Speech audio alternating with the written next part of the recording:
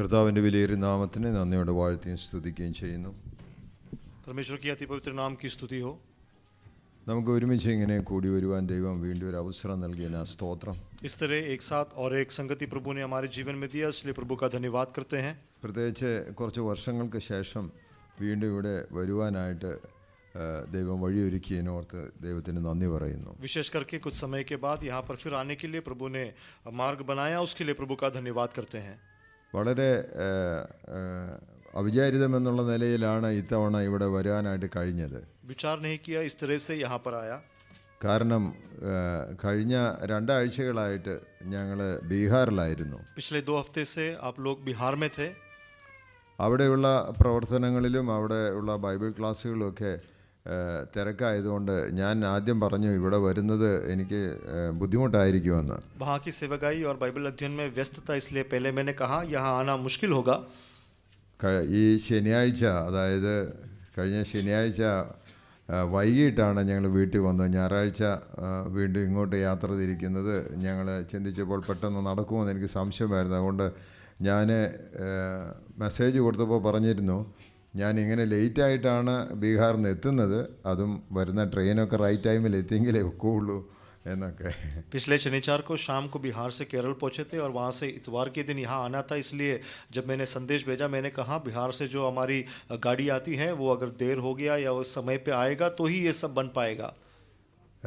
ദൈവം എല്ലാം നന്നായി ചെയ്തു ഓർത്ത് ദൈവത്തെ സ്തുതിക്കുന്നു. प्रभु ने सब कुछ अच्छे और बेहतर से किया, उसलिए प्रभु का धन्यवाद. മാത്രമല്ല കഴിഞ്ഞ 4 വർഷത്തെ നമ്മുടെ ഗ്യാപ്പ് 4-5 വർഷമായി കാണും ഞാനിവിടെ വന്നു പോയിട്ട്.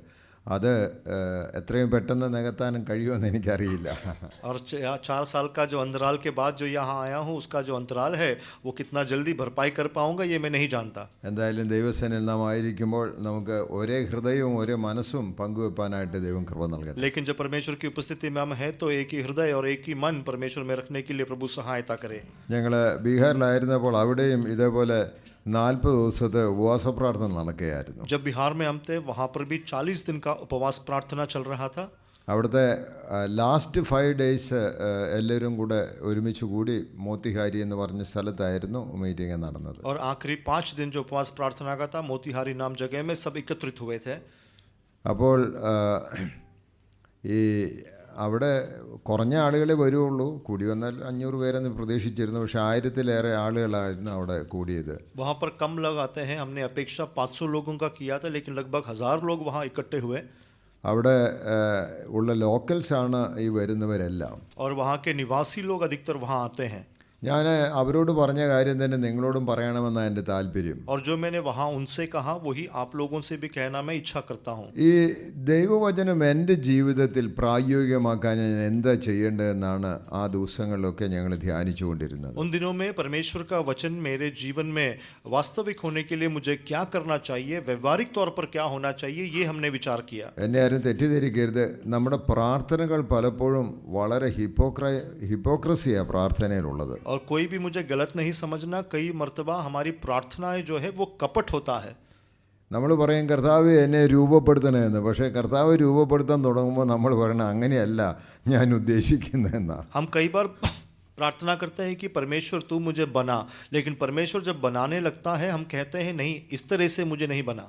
നമ്മൾ വളരെ കാര്യമായിട്ട് പറയും കർത്താവ് ഇന്ന രീതിയിൽ എന്നിൽ മാറ്റം കൊണ്ടുവരണമെന്ന്. കർത്താവ് മാറ്റത്തിന് വേണ്ടി അവസരം തരുമ്പോൾ നമ്മൾ അതിൽ നിന്നെല്ലാം അത് അങ്ങനെയല്ല വേണ്ടിയെന്ന് നമ്മൾ തിരിച്ചാ പറയുന്നത്. बहुत गंभीरता से हम प्रार्थना करते हैं, परमेश्वर से कहते हैं कि मसीह मुझ में बदलावट ला, मुझ में रूपांतर ला, लेकिन परमेश्वर जब हमें बदलने लगते हैं हम तुरंत कहते हैं मसीह ऐसा नहीं, इस तरह से रूपांतर में नहीं चाहता. എന്നാൽ നമുക്ക് ഇന്ന് ദൈവസേനയിൽ ഈ ദിവസങ്ങളിൽ പ്രാർത്ഥനയിലായിരിക്കുമ്പോൾ നമുക്ക് ചോദിക്കേണ്ടത് കർത്താവ് എന്നിലൊരു മാറ്റം എനിക്ക് മാറ്റം തരണം എന്നാ പ്രാർത്ഥിക്കാം. लेकिन हम जब परमेश्वर की उपस्थिति में आज है तो हमको प्रार्थना करना है परमेश्वर मुझे बदलना, मुझ में बदलावट लाना. ഞാൻ പലയിടങ്ങളിൽ യാത്ര ചെയ്യുകയും കർത്താവിൻ്റെ ശുശ്രൂഷയിലായിരിക്കുകയും ചെയ്യുമ്പോൾ ഞാൻ മനസ്സിലാക്കുന്നത് എന്തുകൊണ്ടാണ് സഭ ആദ്യ സ്നേഹത്തിൽ നിന്ന് വിട്ടുപോകുന്നതിന് കാരണം അവർക്ക് ഈ സത്യവേദോസം പ്രായോഗികമാണെന്ന് അവരുടെ ജീവിതത്തിൽ കാണുന്നില്ല.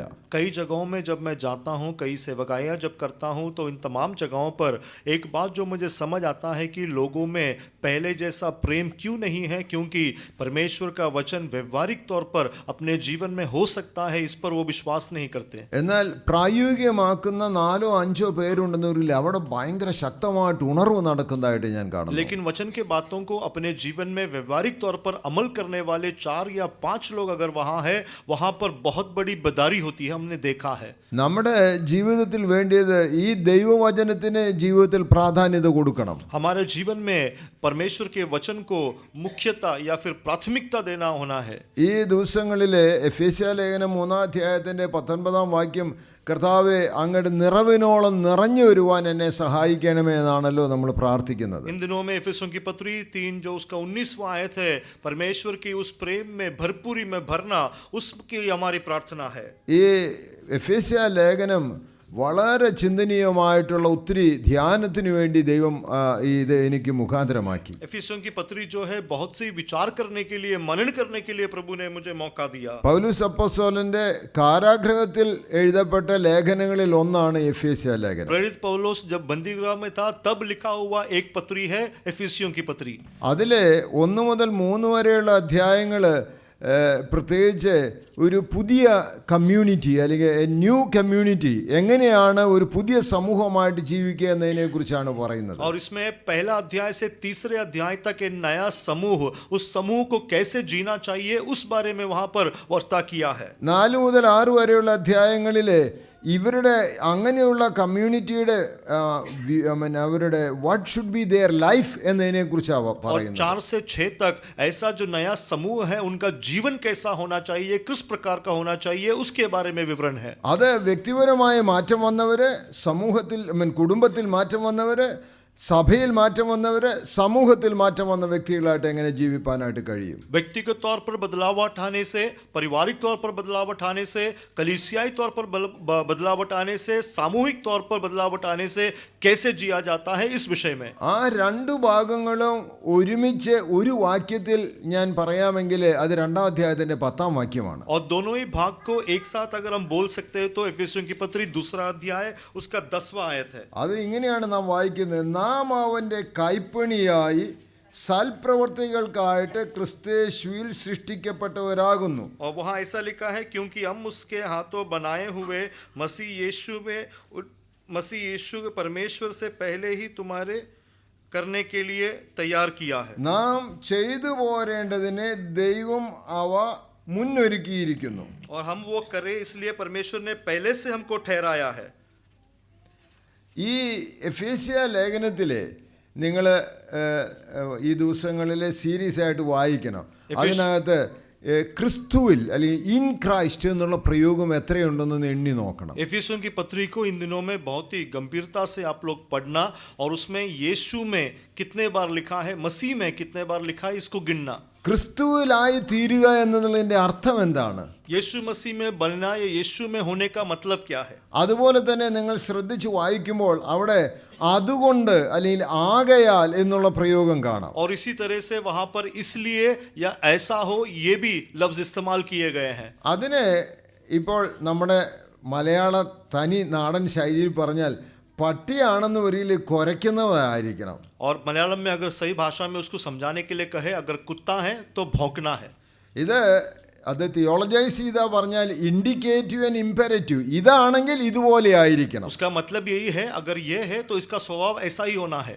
അതുകൊണ്ടാണ് അവിടെ പറയുന്നത് ആകയാൽ, നിങ്ങൾ ഇങ്ങനെ സൃഷ്ടിക്കപ്പെട്ടവരാകയാൽ ഇന്ന രീതിയിലായിരിക്കണം നിങ്ങളുടെ ജീവിതവും പെരുമാറ്റവും ഒക്കെ. और इसलिए वहां लिखा है, क्योंकि तुम इस रीति से बनाए गए हो, तुम्हारा स्वभाव इस कारण इस रीति से होना चाहिए। നമ്മുടെ ജീവിതത്തെ ദൈവസന്നിധിയിൽ പരിശോധിക്കേണ്ടത്, are we really following sincerely the Lord, and is that practical in my life? हमारा जीवन में जो हमको विचार करना है, जांचना है, क्या मैं सचमुच परमेश्वर के हित के पीछे और उस बात को मेरे जीवन में व्यवहारिक तौर पर मैं लाता हूं।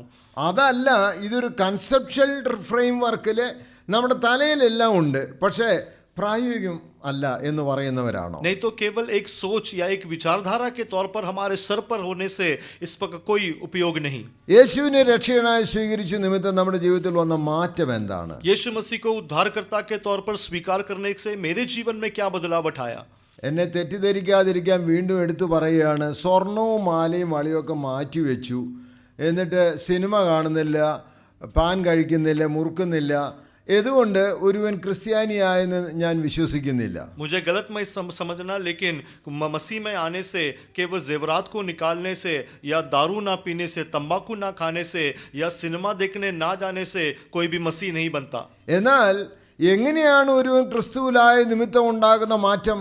लेकिन मसीह में जो व्यक्ति होता है उसका बदलावट कैसा है? കർത്താവിന് വേണ്ടി എന്നെ തന്നെ പൂർണ്ണമായിട്ട് സമർപ്പിച്ചുകൊണ്ടാണെന്ന് വരികിലേ ഈ നേരത്തെ പറഞ്ഞതിന് എല്ലാ അർത്ഥമുണ്ട്. मसीह में समर्पण अगर मैंने किया है तो पहले जो भी बताया उसका अर्थ बनता है। അല്ലെന്ന് വരികിൽ സംഭവിക്കുന്നത് ഈ കമ്മ്യൂണിറ്റിയിൽ ഇങ്ങനെ ജീവിക്കണമെങ്കിൽ ഇങ്ങനെ പറ്റുള്ളൂ, അതുകൊണ്ട് ഞാൻ ബീഡി വലിക്കുന്നില്ല, അതുകൊണ്ട് ഞാൻ കള്ളു കുടിക്കുന്നില്ല എന്നേ വരുള്ളൂ. അതല്ല, ക്രിസ്തു എന്നിൽ വസിപ്പാൻ തുടങ്ങുന്ന അവസരത്തിൽ ആ മാറ്റം എല്ലാം എൻ്റെ ജീവിതത്തിൽ പ്രകടമാകുകയാണ് ചെയ്യുന്നത്. अन्यथा क्या होता है, क्योंकि इस समूह में मुझे जीना है, उस समूह में जीना है तो मुझे ये सब करना है, ऐसा नहीं, लेकिन मसीह मेरे जीवन में है, इस कारण से मैं ये स्वभाव मेरे जीवन में प्रकट होना है, ऐसा करने से उसका उपयोग होता है। ഞാൻ ക്രിസ്തുവിലായി തീർന്നു എന്നുള്ളതാണ് എൻ്റെ ജീവിതത്തിൻ്റെ മുഴുവൻ മാറ്റത്തിനും കാരണം. मैं मसीह में हूँ, यही मेरे जीवन के सारे बदलावट का मूल कारण है। പൗലോസ് അപ്പോസ്തലന്റെ 3 പ്രാർത്ഥനകൾ ഈ എഫേസ്യ ലേഖനത്തിലുണ്ട്. इफिसियों की पत्री में प्रेरित पौलुस की 3 प्रार्थनाएं हम देख सकते हैं। ഒന്നാമത്തെ പ്രാർത്ഥന നമുക്ക് വെളിവുണ്ടാകാനാ, റെവലേഷൻ ഉണ്ടാകാനാ, ദർശനം പ്രാപിക്കാനാ. पहली प्रार्थना हमें प्रकाशन पाने के लिए है। രണ്ടാമത്തെ പ്രാർത്ഥന നമുക്ക് റിയലൈസേഷൻ ഉണ്ടാകണം, ഞാൻ ആരാണെന്നുള്ള ബോധം. और दूसरी प्रार्थना हमें समझ होने के लिए कि हम कौन हैं। ഈ ലേഖനം എഴുതുന്ന പൗലോസ് പറയുന്നത് ഇവർ വാസ്തവത്തിൽ really rich, spiritually rich, but they are not knowing that they are rich. और ये जो लिखने वाला पौलुस कहता है कि ये जो लोग हैं, एफएससी के लोग हैं, ये पवित्र आत्मा में तो बहुत धनी है, लेकिन ये नहीं जानते कि ये आत्मा में धनी है। അവര് ലോകസ്ഥാപനത്തിന് മുമ്പേ കർത്താവ് തെരഞ്ഞെടുത്തവരാണ്. संसार की उत्पत्ति के पहले मसीह ने इनको चुना है, വീണ്ടെടുക്കപ്പെട്ടവരാണ്, दोबारा जन्म पाया, അവര് അഡോപ്റ്റഡ് ആണ് और वो लेपालक पुत्र है എന്ന് തുടങ്ങി ഒരു 10 കൂട്ടം കാര്യങ്ങൾ പറഞ്ഞിട്ട് എൻ്റെ അപ്പാ ഇതൊന്നും ബോധമില്ലാതെയാണല്ലോ നിങ്ങൾ കഴിയുന്നതിൽ സങ്കടപ്പെടുകയാണ് और ചെയ്യുന്നത്. ऐसे 10 बातों को उनके बारे में विवरण करने के बाद कहते हैं, पिता, लेकिन इन किसी भी बात का तुम्हें ज्ञान नहीं, इसीलिए दुख से मैं लिखता हूँ। അതിന് ഞാനൊരു ഉദാഹരണം പറഞ്ഞാൽ, ഒരാള് ഭിക്ഷാടനം നടത്തുന്ന ഒരാളുണ്ടായിരുന്നു. एक उदाहरण बताता हूँ। एक व्यक्ति था जो भीख मांगता था। അദ്ദേഹത്തിൻ്റെ കയ്യിൽ വളരെ കറ പിടിച്ച് കറുത്തിരുണ്ട ഒരു ബൗളുണ്ട്. और उसके हाथ में एक कटोरा था जो बहुत ही काला हो चुका था, दाग था उसमें। എല്ലാ കടകളുടെ മുന്നിലും പോയി അദ്ദേഹം ഭിക്ഷയ്ക്ക് വേണ്ടി ഈ പാത്രം കാണിക്കുമ്പോൾ ആളുകളെല്ലാം പല കോയിൻസും ഒക്കെ ഇങ്ങനെ ഇട്ട് കൊടുക്കും. और सारे दुकानों में या हर जगह में जाकर जब अपना कटोरा फैलाता तो लोग उसमें कुछ पैसे डालते।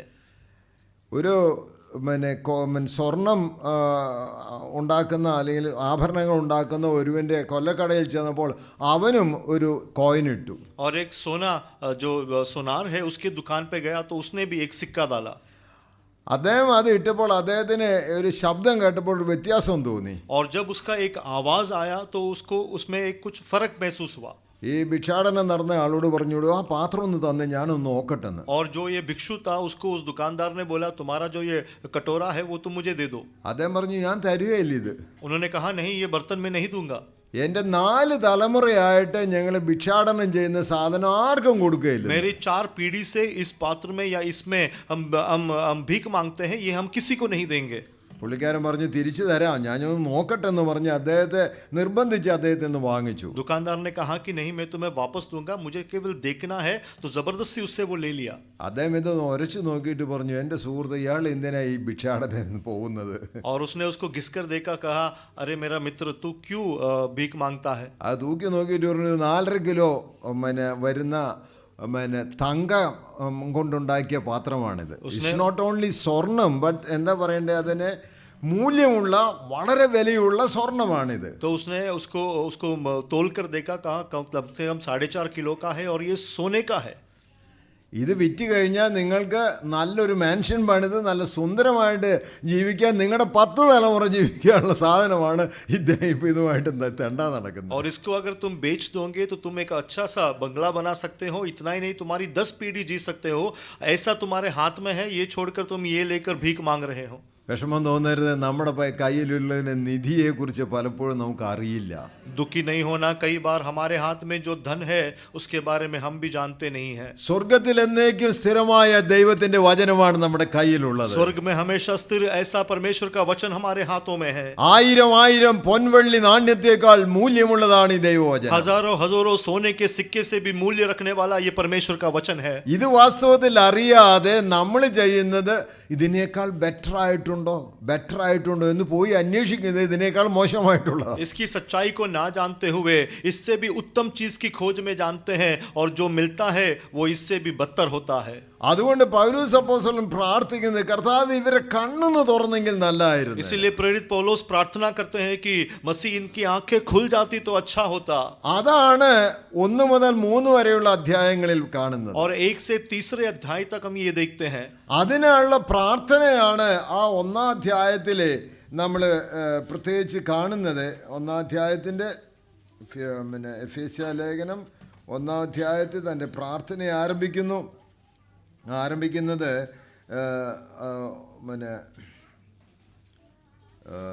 1-ാം അധ്യായത്തിന്റെ 14 revelation 1:15-20. Yes, chapter 1 verses 15 to 20. Ephesians.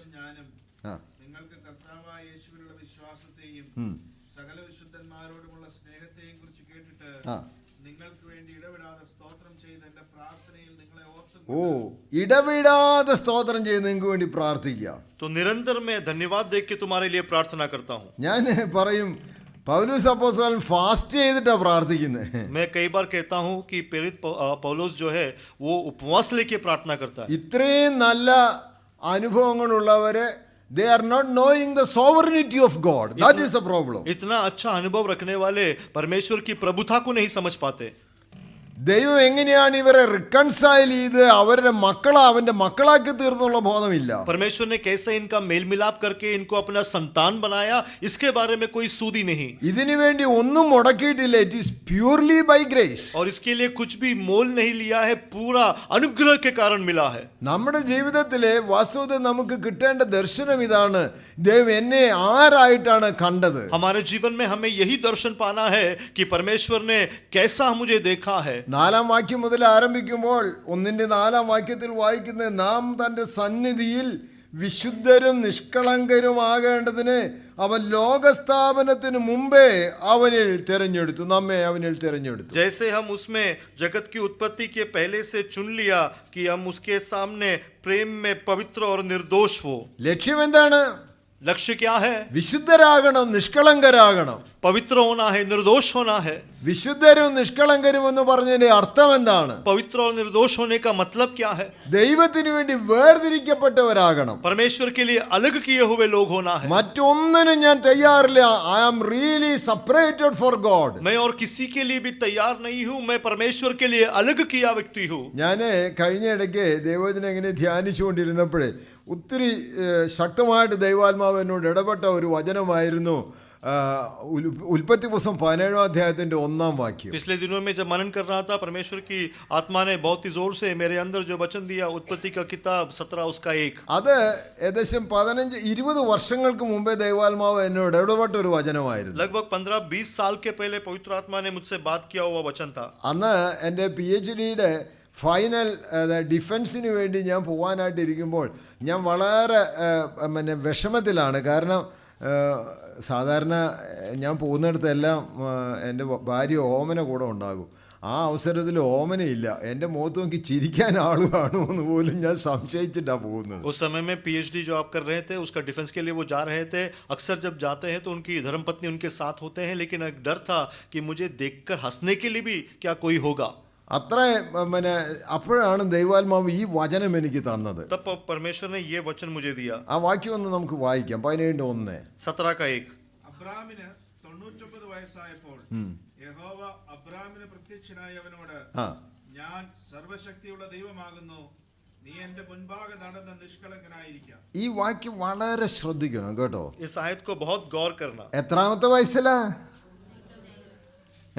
99 വയസ്സുള്ളപ്പോൾ പറയുന്നത് എൻ്റെ മുൻപാകെ നടന്ന നിഷ്കളങ്കനായിരിക്കും. उसका उम्र क्या था? 99 की उम्र में कहते हैं मेरे सामने पवित्र और निर्दोष बना रहे.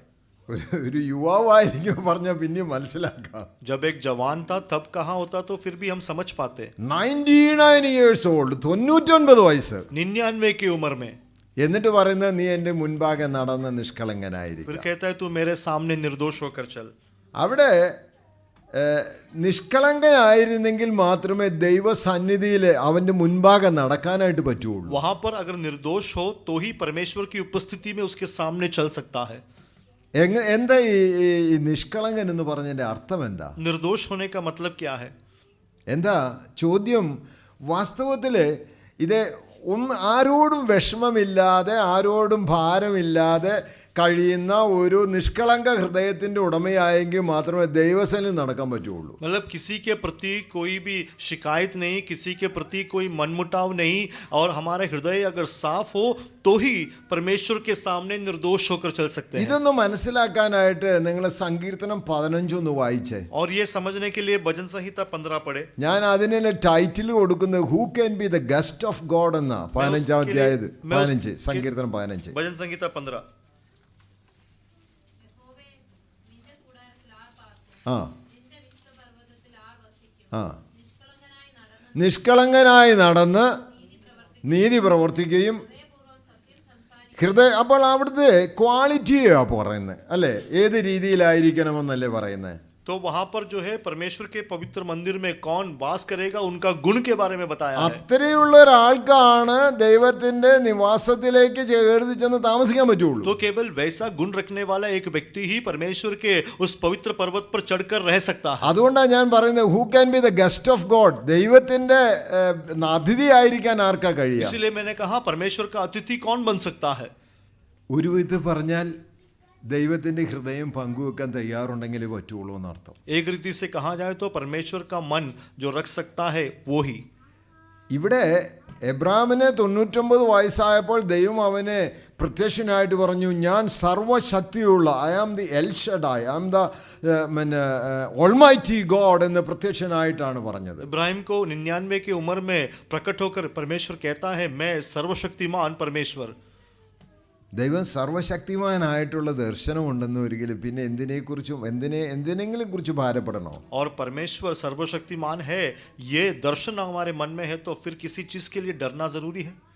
നമുക്ക് പിന്നെ ഭാരമില്ല, കാരണം സർവശക്തൻ സകലവും നിർവഹിപ്പാൻ കഴിയുള്ള ആളാണ്. हमें फिर कोई डर नहीं लगता क्योंकि सर्वशक्तिमान सब कुछ करने के लिए सामर्थ्य है. ഞാൻ പറയും, അതുകൊണ്ടാണ് എബ്രാമിന് സ്വന്തം മകനെ യാഗം ചെയ്യാൻ ദൈവം പറഞ്ഞപ്പോഴേ സംശയലേശമെന്നെ ചെയ്യാൻ തയ്യാറായത്. और मैं कहता हूँ इसीलिए जब परमेश्वर ने अपने एकलौते पुत्र को बलि चढ़ाने को कहा बिना कोई संदेह के वैसा कर दिया. നമ്മുടെ നാട്ടിലൊക്കെ ഒന്ന് തല ചൊറിഞ്ഞിട്ട് വേറെ ചോയ്സ് ഉണ്ടോ ഒന്നും ചോദിച്ചിട്ടില്ല. हमारे गांवों में थोड़ा सिर खुजाकर कोई विकल्प है क्या पूछते थे, कुछ नहीं पूछा. അതിന് കാരണം എന്താ? उसका कारण क्या है? നിങ്ങൾ ലൂക്കോസിന്റെ സുവിശേഷം 3-ാം അധ്യായത്തിന്റെ 8-ാം വാക്യം ഒന്ന് വായിച്ചേ. लूका 3 का 8 पढ़े. ഒന്ന് വായിച്ചേ. യോഹന്നാന്റെ പ്രസംഗമാണത്. यूहन्ना का एक संदेश है. ലൂക്ക് 3:8. ആ എബ്രാം ഞങ്ങൾക്ക് പിതാവായിട്ടുണ്ടെന്ന് ഉള്ളം കൊണ്ട് പറയുവാൻ പോലും തുനിയരുത്. പിന്നെ എബ്രാമിനെ ദൈവത്തിന് ഈ കല്ലുകളിൽ നിന്ന് മക്കളെ ഉളവാക്കുവാൻ കഴിയും എന്ന് ഞാൻ നിങ്ങളോട് പറയുന്നു. അപ്പോൾ എബ്രാമിൻ്റെ വിശ്വാസത്തിൻ്റെ ആ ഡെപ്ത് എന്താ? तो अब्राहम के विश्वास का जो गहराई है वो क्या था? കല്ലുകളിൽ നിന്ന് അതെങ്ങനെയാ പുള്ളിക്ക് തനിക്ക് ധൈര്യത്തോടെ പറയാൻ കഴിയുന്നത്? पत्थर से भी संतान उत्पन्न हो सकता है, वो हिम्मत से कैसा बोल सकता है? 17 കിട്ടിയൊരു ദർശനമുണ്ട്, I am the Almighty, I am El Shaddai എന്ന്. 17 में एक दर्शन पाया था, मैं सर्वशक्तिमान परमेश्वर एल शेदाई परमेश्वर हूँ. സർവശക്തിമാന് എല്ലാം ചെയ്യാൻ കഴിയും, ഒരു സംശയവുമില്ല എന്നുള്ള. सर्वशक्तिमान सब कुछ कर सकता है निसंदेह. കല്ലുകളിൽ നിന്ന് മക്കളെ ഉളവാക്കാൻ കഴിയുന്ന वो വിശ്വാസം. पत्थरों में से बच्चे उत्पन्न कर सकता है, ऐसा विश्वास. ദൈവം എബ്രാഹിമിനോട് പറഞ്ഞു, നീ എന്റെ മുൻപാകെ നടന്ന് നിഷ്കളങ്കനായിരിക്കുക. परमेश्वर ने इब्राहिम को कहा, मेरे सामने उपस्थिति में चलकर तू निर्दोष बना रहे. നമ്മുടെ ജീവിതത്തിൽ നമുക്ക് കിട്ടേണ്ട ദർശനം ഇതാണ്, എൻ്റെ ദൈവത്തിന്റെ കയ്യിൽ എല്ലാം ഉണ്ട്, ഞാൻ സംശയലേശമിനെ എന്നെ ദൈവത്തെ അനുഗമിപ്പാൻ തയ്യാറാണെന്നുള്ളത്. हमारे जीवन में ही यही दर्शन हमको पाना है, मेरा परमेश्वर सर्वशक्तिमान है, उसके पास सब कुछ है, मुझे बिना कोई संदेह उसके पीछे चलना है. അതാ വിശ്വാസം. वो विश्वास है. നമ്മൾ പറയും വിശ്വാസം എനിക്കുണ്ട്, എന്താ വിശ്വാസം എന്ന് ചോദിച്ചാൽ ഞാൻ പ്രാർത്ഥിക്കുന്നുണ്ട്, കാര്യം കിട്ടുമോ നോക്കട്ടെ, അതാ വിശ്വാസം. हम कहते हैं हाँ विश्वास तो है, मैं प्रार्थना करूंगा, मिलेगा कि नहीं देखता हूँ. അതാണോ വിശ്വാസം? क्या ये विश्वास है? ഞാൻ കൊടുക്കുന്ന പല ഡെഫിനേഷൻസിൽ ഒന്ന് ഇതാണ്, വിശ്വാസം എന്ന് പറഞ്ഞത് knowing the character of God, ദൈവത്തിൻ്റെ സ്വഭാവം അറിയുന്ന വിശ്വാസം. विश्वास की कई परिभाषाओं से एक परिभाषा मैं ये देखता हूँ, विश्वास वो है परमेश्वर की उस व्यक्तित्व को जानना. ദൈവത്തിൻ്റെ സ്വഭാവം എബ്രാഹിമിൻ്റെ ജീവിതത്തിൽ മനസ്സിലായതുകൊണ്ട് സംശയലേശമന്യേ, അവൻ ആരാന്നാ മനസ്സിലാക്കിയത്? He's an El Shaddai, മാറ്റമില്ലാത്ത ദൈവം. परमेश्वर की विशेषताओं को या स्वभाव को समझने वाला इब्राहिम ने परमेश्वर को कैसे समझा कि वो सर्वशक्तिमान परमेश्वर एल शेडाई परमेश्वर है. നമുക്ക് ആ ദർശനം പ്രാപിക്കണമെന്നാ പൗലോസ് അപ്പോസ്തലൻ പറയുന്നത്. और प्रेरित पौलुस कहते हैं कि हमें भी ये दर्शन पाना है. നമുക്ക് ജീവിതത്തിൽ നമ്മോട് തന്നെ ചോദിക്കേണ്ടത്, എനിക്ക് ആ ദർശനം കിട്ടിയിട്ടുണ്ടോ എന്ന് ചോദിക്കണം. हमारे जीवन में अपने आप से हमें ये सवाल करना है, क्या मुझे ये दर्शन प्राप्त हुआ है? ഇല്ല എന്ന് വരിയിൽ ഇന്ന് പ്രാർത്ഥിക്കണം, കർത്താവേ എനിക്ക് അങ്ങ് സർവശക്തനാണെന്നുള്ള ദർശനം എനിക്കൊന്ന് നൽകി തരണമെന്ന്. अगर नहीं पाया है तो प्रार्थना करना है, हे परमेश्वर आप सर्वशक्तिमान है, ये दर्शन मुझे पाना है. നമ്മൾ നിറവിന് വേണ്ടി പ്രാർത്ഥിക്കുന്നുണ്ട്. हम भरपूरी के लिए प्रार्थना करते हैं. എന്തിനാ നിറയ്ക്കണേ? क्या भरना है? എന്താ റീസൺ? എന്താ कारण क्या है? കർത്താവിൻ്റെ ദൈവത്തിൻ്റെ എല്ലാ നിറവിനോടും നിറഞ്ഞു വരണമെന്നുള്ളതാണ് നമ്മുടെ പ്രാർത്ഥന. परमेश्वर की सारी भरपूरी से भरकर आना, ये हमारी प्रार्थना है. നമ്മള് ആ ആ എഫേസ്യ ലേഖനം 3-ാം അധ്യായത്തിൻ്റെ 18-ാമത്തെ വാക്യം 14 മുതൽ 21 വരെയാണ് അതിൻ്റെ ശരിക്കും ആ പ്രാർത്ഥന നമ്മൾ വായിക്കുന്നത്. इस प्रार्थना को अगर ठीक से हम देखें तो एफिसियों की पत्री 3 उसका 14 से लेके 19 तक वो प्रार्थना है. അത് ആരംഭിക്കുമ്പോൾ പറഞ്ഞു അതു നിമിത്തം എന്ന്. और आरंभ में लिखा है इस कारण. 3:1 പറഞ്ഞു അതു നിമിത്തം. और 3 के पहले आयत में भी लिखा है इस कारण. ഈ അതു നിമിത്തം എന്നുള്ളതിന്റെ വിവരണം കിട്ടണമെങ്കിൽ മുന്നത്തേത് വായിച്ചു നോക്കണം. और इस कारण का मतलब अगर समझना है, भेद समझना है, तो उसकी पहले की विषय को पढ़ना. അപ്പോൾ അതിന്റെ 12-13 വാക്യങ്ങൾ വായിക്കാം. അവനിൽ ആശ്രയിച്ചിട്ട് 12-13 को पढ़े.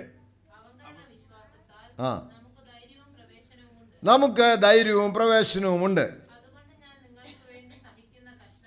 ആ പൗലോസ് അപ്പോസ്തലൻ ജയിലിൽ കടന്നിട്ട് പറയാണ്, ഞാൻ ബന്ദിഗൃഹത്തിൽ ആയിരിക്കുന്നതിൽ നിങ്ങൾ ഒന്നും വിഷമിക്കേണ്ട ആവശ്യമില്ല. You need to be strong and courageous before the Lord. प्रेरित पौलुस जो जेल में है, बंदीगृह में, वो कहता है क्योंकि मैं कैदी बना हूं, इसलिए तुम हिम्मत नहीं हारो, तुम जो है परमेश्वर में शक्ति पाओ, बलवंत हो जाओ. ഞാൻ ബന്ദിഗൃഹത്തിൽ ആയിരിക്കുന്നു നിമിത്തം, അതു നിമിത്തം मैं कैदी होने के कारण ഞാൻ സ്വർഗത്തിലും ഭൂമിയിലുമുള്ള സകല കുടുംബത്തിനും പേർ വരുവാൻ കാരണമായ പിതാവിന്റെ സന്നിധിയിൽ മുട്ടുകുത്തുന്നു. मैं स्वर्ग और भूमि में जिसका नाम से सारा घराना है, उसके सामने घुटने टेकता हूं. ബന്ദിഗൃഹത്തിലെ ജയിലിൽ കിടക്കുമ്പോൾ പ്രാർത്ഥിക്കാൻ പറ്റുമോ? बंदीगृह में या कारागृह में जब है, क्या प्रार्थना कर सकते हैं? ഞാൻ പഠിപ്പിച്ച വേറൊരു സഹോദരൻ ജോസ് പാപ്പച്ചനും ഭാര്യയും കഴിഞ്ഞ 3 മാസം ജയിലിലായിരുന്നു യുപിയിലെ. आपने सिखाया हुआ एक प्रभु का दास और उनकी जो पत्नी है पिछले 3 महीने से यूपी में एक जेल में थे. ഞാൻ അദ്ദേഹത്തോട് ചോദിച്ചു, ഇനി നാട്ടിൽ വന്നിരുന്നു, ഇനി തിരിച്ച് ഇപ്പോൾ ജയിലിൽ നിന്ന് ബെയില് കിട്ടിയിട്ട് പുറത്തു വന്നതേ ഉള്ളൂ, കേസ് തീർന്നിട്ടില്ലെന്ന് എന്നോട് പറഞ്ഞു. तो वो गांव में आए थे, उन्होंने कहा कि जमानत पर छूटकर आए हैं, अभी तक केस निपटा नहीं है. ഞാനപ്പോൾ ചോദിച്ചു ഇനി തിരിച്ചു പോകുന്നു എന്ന്. तो मैंने पूछा क्या वापस जाओगे? പുള്ളി പറഞ്ഞു സാറ് എന്താ ചോദിക്കുന്നത്, ഞാൻ അങ്ങോട്ട് തന്നെയാണ് പോകുന്നതെന്ന്. तो उन्होंने कहा सर आप क्या पूछते हो, मैं तो वही जा रहा हूँ. ഈ ജോസ് പാപ്പച്ചനെയും വൈഫിനെയും കണ്ടപ്പോൾ എനിക്ക് മനസ്സിലായില്ല, അത്രമാത്രം ക്ഷീണിച്ചിട്ടുണ്ട്. और जब उन्हें और उनकी पत्नी को मैंने देखा तो मैं पहचान नहीं पाया, उतना वो कमजोर हो चुके थे. ഫോൺ അവർ വാങ്ങിച്ചു, उनका फोन ले लिया, ഒരു പുസ്തകമോ ഒന്നും വായിക്കാൻ അവിടെ കിട്ടുന്നില്ല. कोई किताब या पढ़ने के लिए कुछ नहीं मिल रहा.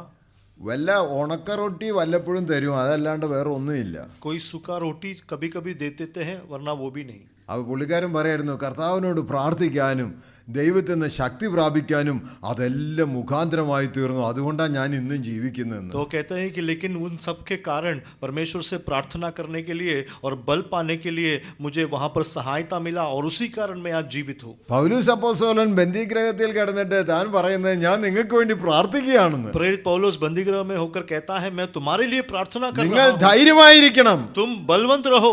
ഇവിടെ ഞാൻ വന്നതിന്റെ താല്പര്യം സർവ്വ കുടുംബത്തിനും പേർ വരുവാൻ കാരണമായ ദൈവസനിൽ മുട്ടുകുത്താൻ വേണ്ടിയിട്ടാണ്. यहाँ में आने का कारण जो है उस पिता जो सारे संसार और स्वर्ग के घराने का पिता का नाम रखने का वाले, उसके लिए हमने घुटने टेकने के लिए है. യു പിയിലെ മറ്റൊരു സഹോദരൻ ഉണ്ടായിരുന്നു, ജയിലിലുണ്ടായിരുന്നു. അദ്ദേഹം എല്ലാവരോടും കണ്ട ദൈവം നിന്നെ സ്നേഹിക്കുന്നു കേട്ടോ എന്ന് പറയുമായിരുന്നു. और यूपी में दूसरा एक भाई था जो जेल में था, वो सबसे कहता था भाई प्रभु आपसे प्रेम करता है. പലരും ജയിലിനകത്ത് രക്ഷിക്കപ്പെട്ടു. और कई लोग जेल के अंदर उद्धार पाया. അവർ തന്നെ അത്ഭുതപ്പെട്ടു, ഈ മനുഷ്യനെ എന്തിനാ അവിടെ കൊണ്ടിട്ടിരിക്കുന്നത്. അവർ പറഞ്ഞു ഞങ്ങൾ ഈ ജയിൽ അധികൃതരോടെല്ലാം ദേഷ്യത്തിലും ഇവിടുന്ന് ഇറങ്ങിക്കഴിഞ്ഞാൽ ഇവനെല്ലാം കുത്തിക്കൊല്ലണമെന്നുള്ള ആഗ്രഹത്തിലായിരുന്നു. പക്ഷേ ദൈവസ്നേഹത്താൽ ഞങ്ങൾ നിറയപ്പെട്ടു, ഞങ്ങൾക്ക് അതല്ല ഇപ്പോൾ താല്പര്യം, കർത്താവിന് വേണ്ടി ജീവിക്കണം. वो सोचने लगे इस व्यक्ति को क्यों यहाँ लाया है. वहाँ के लोगों ने यह गवाही दिया, हम सबको यहाँ के जेलर और यहाँ के अफसरों के प्रति बहुत द्वेष था. हमने विचार किया था यहाँ से बाहर निकलेंगे तो इनको मार डालेंगे, लेकिन अब परमेश्वर के प्रेम से इतना भर गया है, परमेश्वर का प्रेम हमने पाया. ജയിലധികാരികൾ ഇവരോട് വളരെ ഇതായിട്ട് പറഞ്ഞു നിങ്ങൾ നിമിത്തം ഞങ്ങളും കൂടെ ജീവൻ രക്ഷപ്പെട്ടു, അല്ലെങ്കിൽ ഇവനൊക്കെ എന്നെ തട്ടിയേനെ. और जेल के अधिकारी ने उस भाई से कहा तुम्हारे वजह से हम बच गए, नहीं तो ये हमारा काम तमाम कर देते. ഫൈലിമൻ നമ്മൾ എബ്രായ ലേഖനത്തിന് മുന്നേ വായിക്കുന്ന ഒരു ലേഖനമുണ്ട്. അത് ഞാൻ പറയും പൗലോസ് അപ്പോസ്തലന്റെ ഒരു പോസ്റ്റ് കാർഡാണെന്ന്. और फिलिमोन जो है इब्रानियों की पत्री के पहले मैं हमेशा कहता हूँ वो प्रेरित पौलुस का एक पर्ची है. ഒനേസിമോസിന്റെ കയ്യിൽ നിന്ന് ഓടി രക്ഷപ്പെടും, എന്തോ കട്ടട്ടോ എന്താണാവോ അങ്ങനെ പോയൊരു കള്ളനാണ്. പൗലൂസിന്റെ കൈ വന്നപ്പോൾ പുള്ളിക്കാരൻ ഇതാ സഹോദരനായി ഞാൻ എൻ്റെ കാരാഗ്രഹത്തിൽ ജനിപ്പിച്ച ഈ സഹോദരൻ എന്നാ പരിചയപ്പെടുത്തുന്നത്. और ओनेसिमुस के वहां से कुछ चोरी करके गया, चकारी करके गया होगा, लेकिन वो पौलुस के पास जब मिला वहां पर कहता है वहां पर उस कार्यक्रम में मेरे द्वारा जन्म लिया हुआ या उत्पन्न हुआ बेटा. ആ ഭാഗം വായിച്ചു കഴിഞ്ഞാൽ എന്താണ് ഇദ്ദേഹത്തെ പരിചയപ്പെടുത്താനുള്ള യോഗ്യത എന്ന് ചോദിച്ചാൽ അവൻ ക്രിസ്തുവിലായി തീർന്നു എന്നുള്ളതാണ്. और उसकी पहचान कराने की योग्यता क्या है ये पूछेंगे तो वो मसीह में बना वही है. ഇത് എന്നിട്ട് അതിൻ്റെ 17-ാം വാക്യത്തിലെ ആകെ ഒരു അധ്യായമേ ഉള്ളൂ കേട്ടോ. 17-ാം വാക്യത്തിലെ ആകയാൽ നീ എന്നെ കൂട്ടാളി എന്ന് കരുതുമെങ്കിൽ അവനെ എന്നെ പോലെ ചേർത്ത് കൊള്ളുക. और 17वें आयत में एक ही अध्याय लिखा है कि अगर तू मुझे अपना मित्र समझता है तो उसे भी मेरे जैसा समझकर अपना ले. നീ നിന്നെ തന്നെ എനിക്ക് തരാൻ കടംപെട്ടവനാ, പക്ഷെ ഞാൻ ഒരാളെ കൂടെ എനിക്ക് തരിക, നീ അവനെ സ്വീകരിച്ചോ. तो तू मुझे देने के लिए तू कर्जदार है, लेकिन मैं अब एक व्यक्ति को दे रहा हूं तो उसे स्वीकार कर ले. അയ്യോ, ഈ ലേഖനം ഒന്ന് വായിച്ചു കഴിഞ്ഞാൽ പൗലോസ് കാരാഗ്രഹത്തിൽ എന്തോ ചെയ്തെന്ന് ചോദിച്ചാൽ കർത്താവിനെ കുറിച്ച് സാക്ഷീകരിക്കുക. इस पत्री को अगर पढ़ेंगे तो अगर पूछेंगे पौलुस ने उस बंदीगृह में क्या किया, तो वहां पर भी यीशु मसीह का गवाही दे रहा है. ഇങ്ങനെ നല്ല കോണ്ടക്സ്റ്റിൽ ഇരുന്നിട്ട് ഇത് പറയാൻ നല്ലതാണ്, പക്ഷേ ഇത് പ്രായോഗിക ജീവിതത്തിൽ വരുമ്പോൾ എങ്ങനെയായിരിക്കും നിങ്ങൾ അഭിമുഖീകരിക്കുന്നത്? ऐसी अच्छी संदर्भ में बैठकर बोलना तो आसान है, लेकिन आप वास्तविक तौर पर उस माहौल में कैसा होगा ये विचार करो. ഞാൻ പഠിപ്പിച്ച മറ്റൊരു സഹോദരനാണ് ജോസ്മാൻ പത്രോസ്. ജയിലിലായിരുന്നു, ഇപ്പോൾ പുറത്തോട്ട് വന്നിട്ടുണ്ട്. എന്നാൽ അദ്ദേഹത്തിൻ്റെ വണ്ടിയും ഫോണും ഒന്നും തിരികെ കൊടുത്തിട്ടില്ല. അത് കോർട്ടിൽ നിന്ന് സാങ്ഷൻ ആയിട്ടുണ്ട്. പക്ഷേ അവർ പിന്നെ എന്ന് പറഞ്ഞ് നീട്ടി കൊണ്ടുപോവാ. और जो मैंने पहले जोसमोहन भाई के बारे में बताया, उनको बाहर आया है, अभी बाहर है, लेकिन उनका फ़ोन गाड़ी कुछ नहीं मिला, उसका जो है सैंक्शन हुआ है लेकिन अभी तक वो दिया नहीं है, वो देर कर रहे हैं. പൗലോസ് അപ്പോസ്തലൻ ഈ ലേഖനത്തിൽ പറയുന്നത്, നിങ്ങൾ എന്നിട്ട് ഇത് ദൈവത്തിൻ്റെ അതേ നിറവിനോളം നിറഞ്ഞു വരണമെന്ന് ഞാൻ പ്രാർത്ഥിക്കുന്നു. और एफेसियों की पत्री में हम देखते हैं, वहाँ प्रेरित पौलुस कहता है, तुम परमेश्वर की उसी भरपूरी में भर आओ, ये मैं प्रार्थना करता हूँ. ഇത് എങ്ങനെയാണ് നടക്കുന്നത്? ये कैसे होगा? അകത്തെ മനുഷ്യൻ, അതായത് അതിൻ്റെ 16-ാമത്തെ വാക്യം, തൻ്റെ മഹത്വത്തിൻ്റെ ധനത്തിനൊത്തവണ്ണം അവൻ്റെ ആത്മാവിനാൽ നിങ്ങൾ അകത്തെ മനുഷ്യനെ സംബന്ധിച്ച് ശക്തിയോടെ ബലപ്പെടേണ്ടതിന്. 16वां आयत कि यह अपनी महिमा के धन के अनुसार तुम्हें यह दान है कि तुम अपने आत्मा के अपने भीतरी मनुष्यत्व को सामर्थ्य पाकर बलवंत हो जाओ. strengthened with the power through his spirit in the inner man. मतलब उस पवित्र आत्मा के जरिए तुम्हारे अंदर का मनुष्यत्व बलवंत हो. എന്നെ പലരും പറയാറുണ്ട് പ്രായമായെന്ന്. ഞാൻ പറഞ്ഞു എനിക്ക് പ്രായമൊന്നും ആയിട്ടില്ല. बहुत से लोग कहते हैं मैं बुजुर्ग हो चुका हूँ या बूढ़ा हो चुका हूँ. मैं कहता हूँ ऐसा नहीं है. പിന്നെ ഒരു ചെറിയ പ്രശ്നമുള്ളത്, ഞാൻ കണ്ണാടി നോക്കുമ്പോൾ ഞാൻ പ്രായമുള്ള ആളായിട്ടാണ് തോന്നുന്നത്. लेकिन एक छोटी समस्या, जब मैं आईने में देखता हूँ तो मुझे लगता है कि हाँ बूढ़ा हो गया हूँ. എനിക്ക് സ്റ്റെപ്പ് കയറുന്നതിനോ അല്ലെങ്കിൽ ഓടി നടക്കുന്നതിനോ ഒന്നും ഒരു പ്രയാസം ദൈവകൃപയാൽ ഇതേവരെ ഇല്ല. सीढ़ी चढ़ने में या भागदौड़ करने में प्रभु की दया से अभी तक कोई समस्या नहीं है. ഞാനിത് പറഞ്ഞതിൻ്റെ താല്പര്യം, നമ്മുടെ ഹൃദയത്തിനകത്തെ മനുഷ്യൻ എങ്ങനെ ഇരിക്കുന്നെന്നുള്ളതാണ് ഇതിനെല്ലാം കാരണം. कहने का तात्पर्य हमारे हृदय के अंदर का मनुष्यत्व कैसा है, ये इसका सब कारण है. മറ്റുള്ളവർ പറയുന്നതിൻ്റെ അടിസ്ഥാനത്തിലാണോ നമ്മുടെ ശക്തിയും ബലവും ഉള്ളത്, അതോ എനിക്ക് ദൈവസന്നിധിയിലുള്ള എൻ്റെ പ്രാഗൽഭ്യത്തിൻ്റെ അടിസ്ഥാനത്തിലാണോ എന്ന് ചോദിക്കേണ്ടത്. दूसरे लोग के कहने के आधार पर मेरी शक्ति है या परमेश्वर के सामने जो मेरी योग्यता है उसके आधार पर मेरी शक्ति है. 1-2 പേര് പറയാണ് ക്ഷീണിച്ചെന്ന് പറഞ്ഞാൽ, അയ്യോ എനിക്ക് നല്ല ക്ഷീണമാ. 1-2 लोग कहते हैं तुम कमजोर हो चुके. हाँ बहुत कमजोर हूँ. ഞങ്ങൾ കോഴിക്കോട് പിന്നെ ഇവിടെ കൊയിലാണ്ടിയിൽ നിന്ന് കുറച്ച് അങ്ങോട്ട് പോയിട്ട് മുജുകുന്ന് എന്ന് പറഞ്ഞ സ്ഥലത്ത് നിന്നാണ് നമുക്ക് കുറേ വിശ്വാസികളുള്ളത്. आपको कोഴിക്കോട് में कोयलांडी नाम जगह में, वहाँ से थोड़ा आगे जाएंगे तो एक जगह में थोड़े विश्वासी लोग हैं.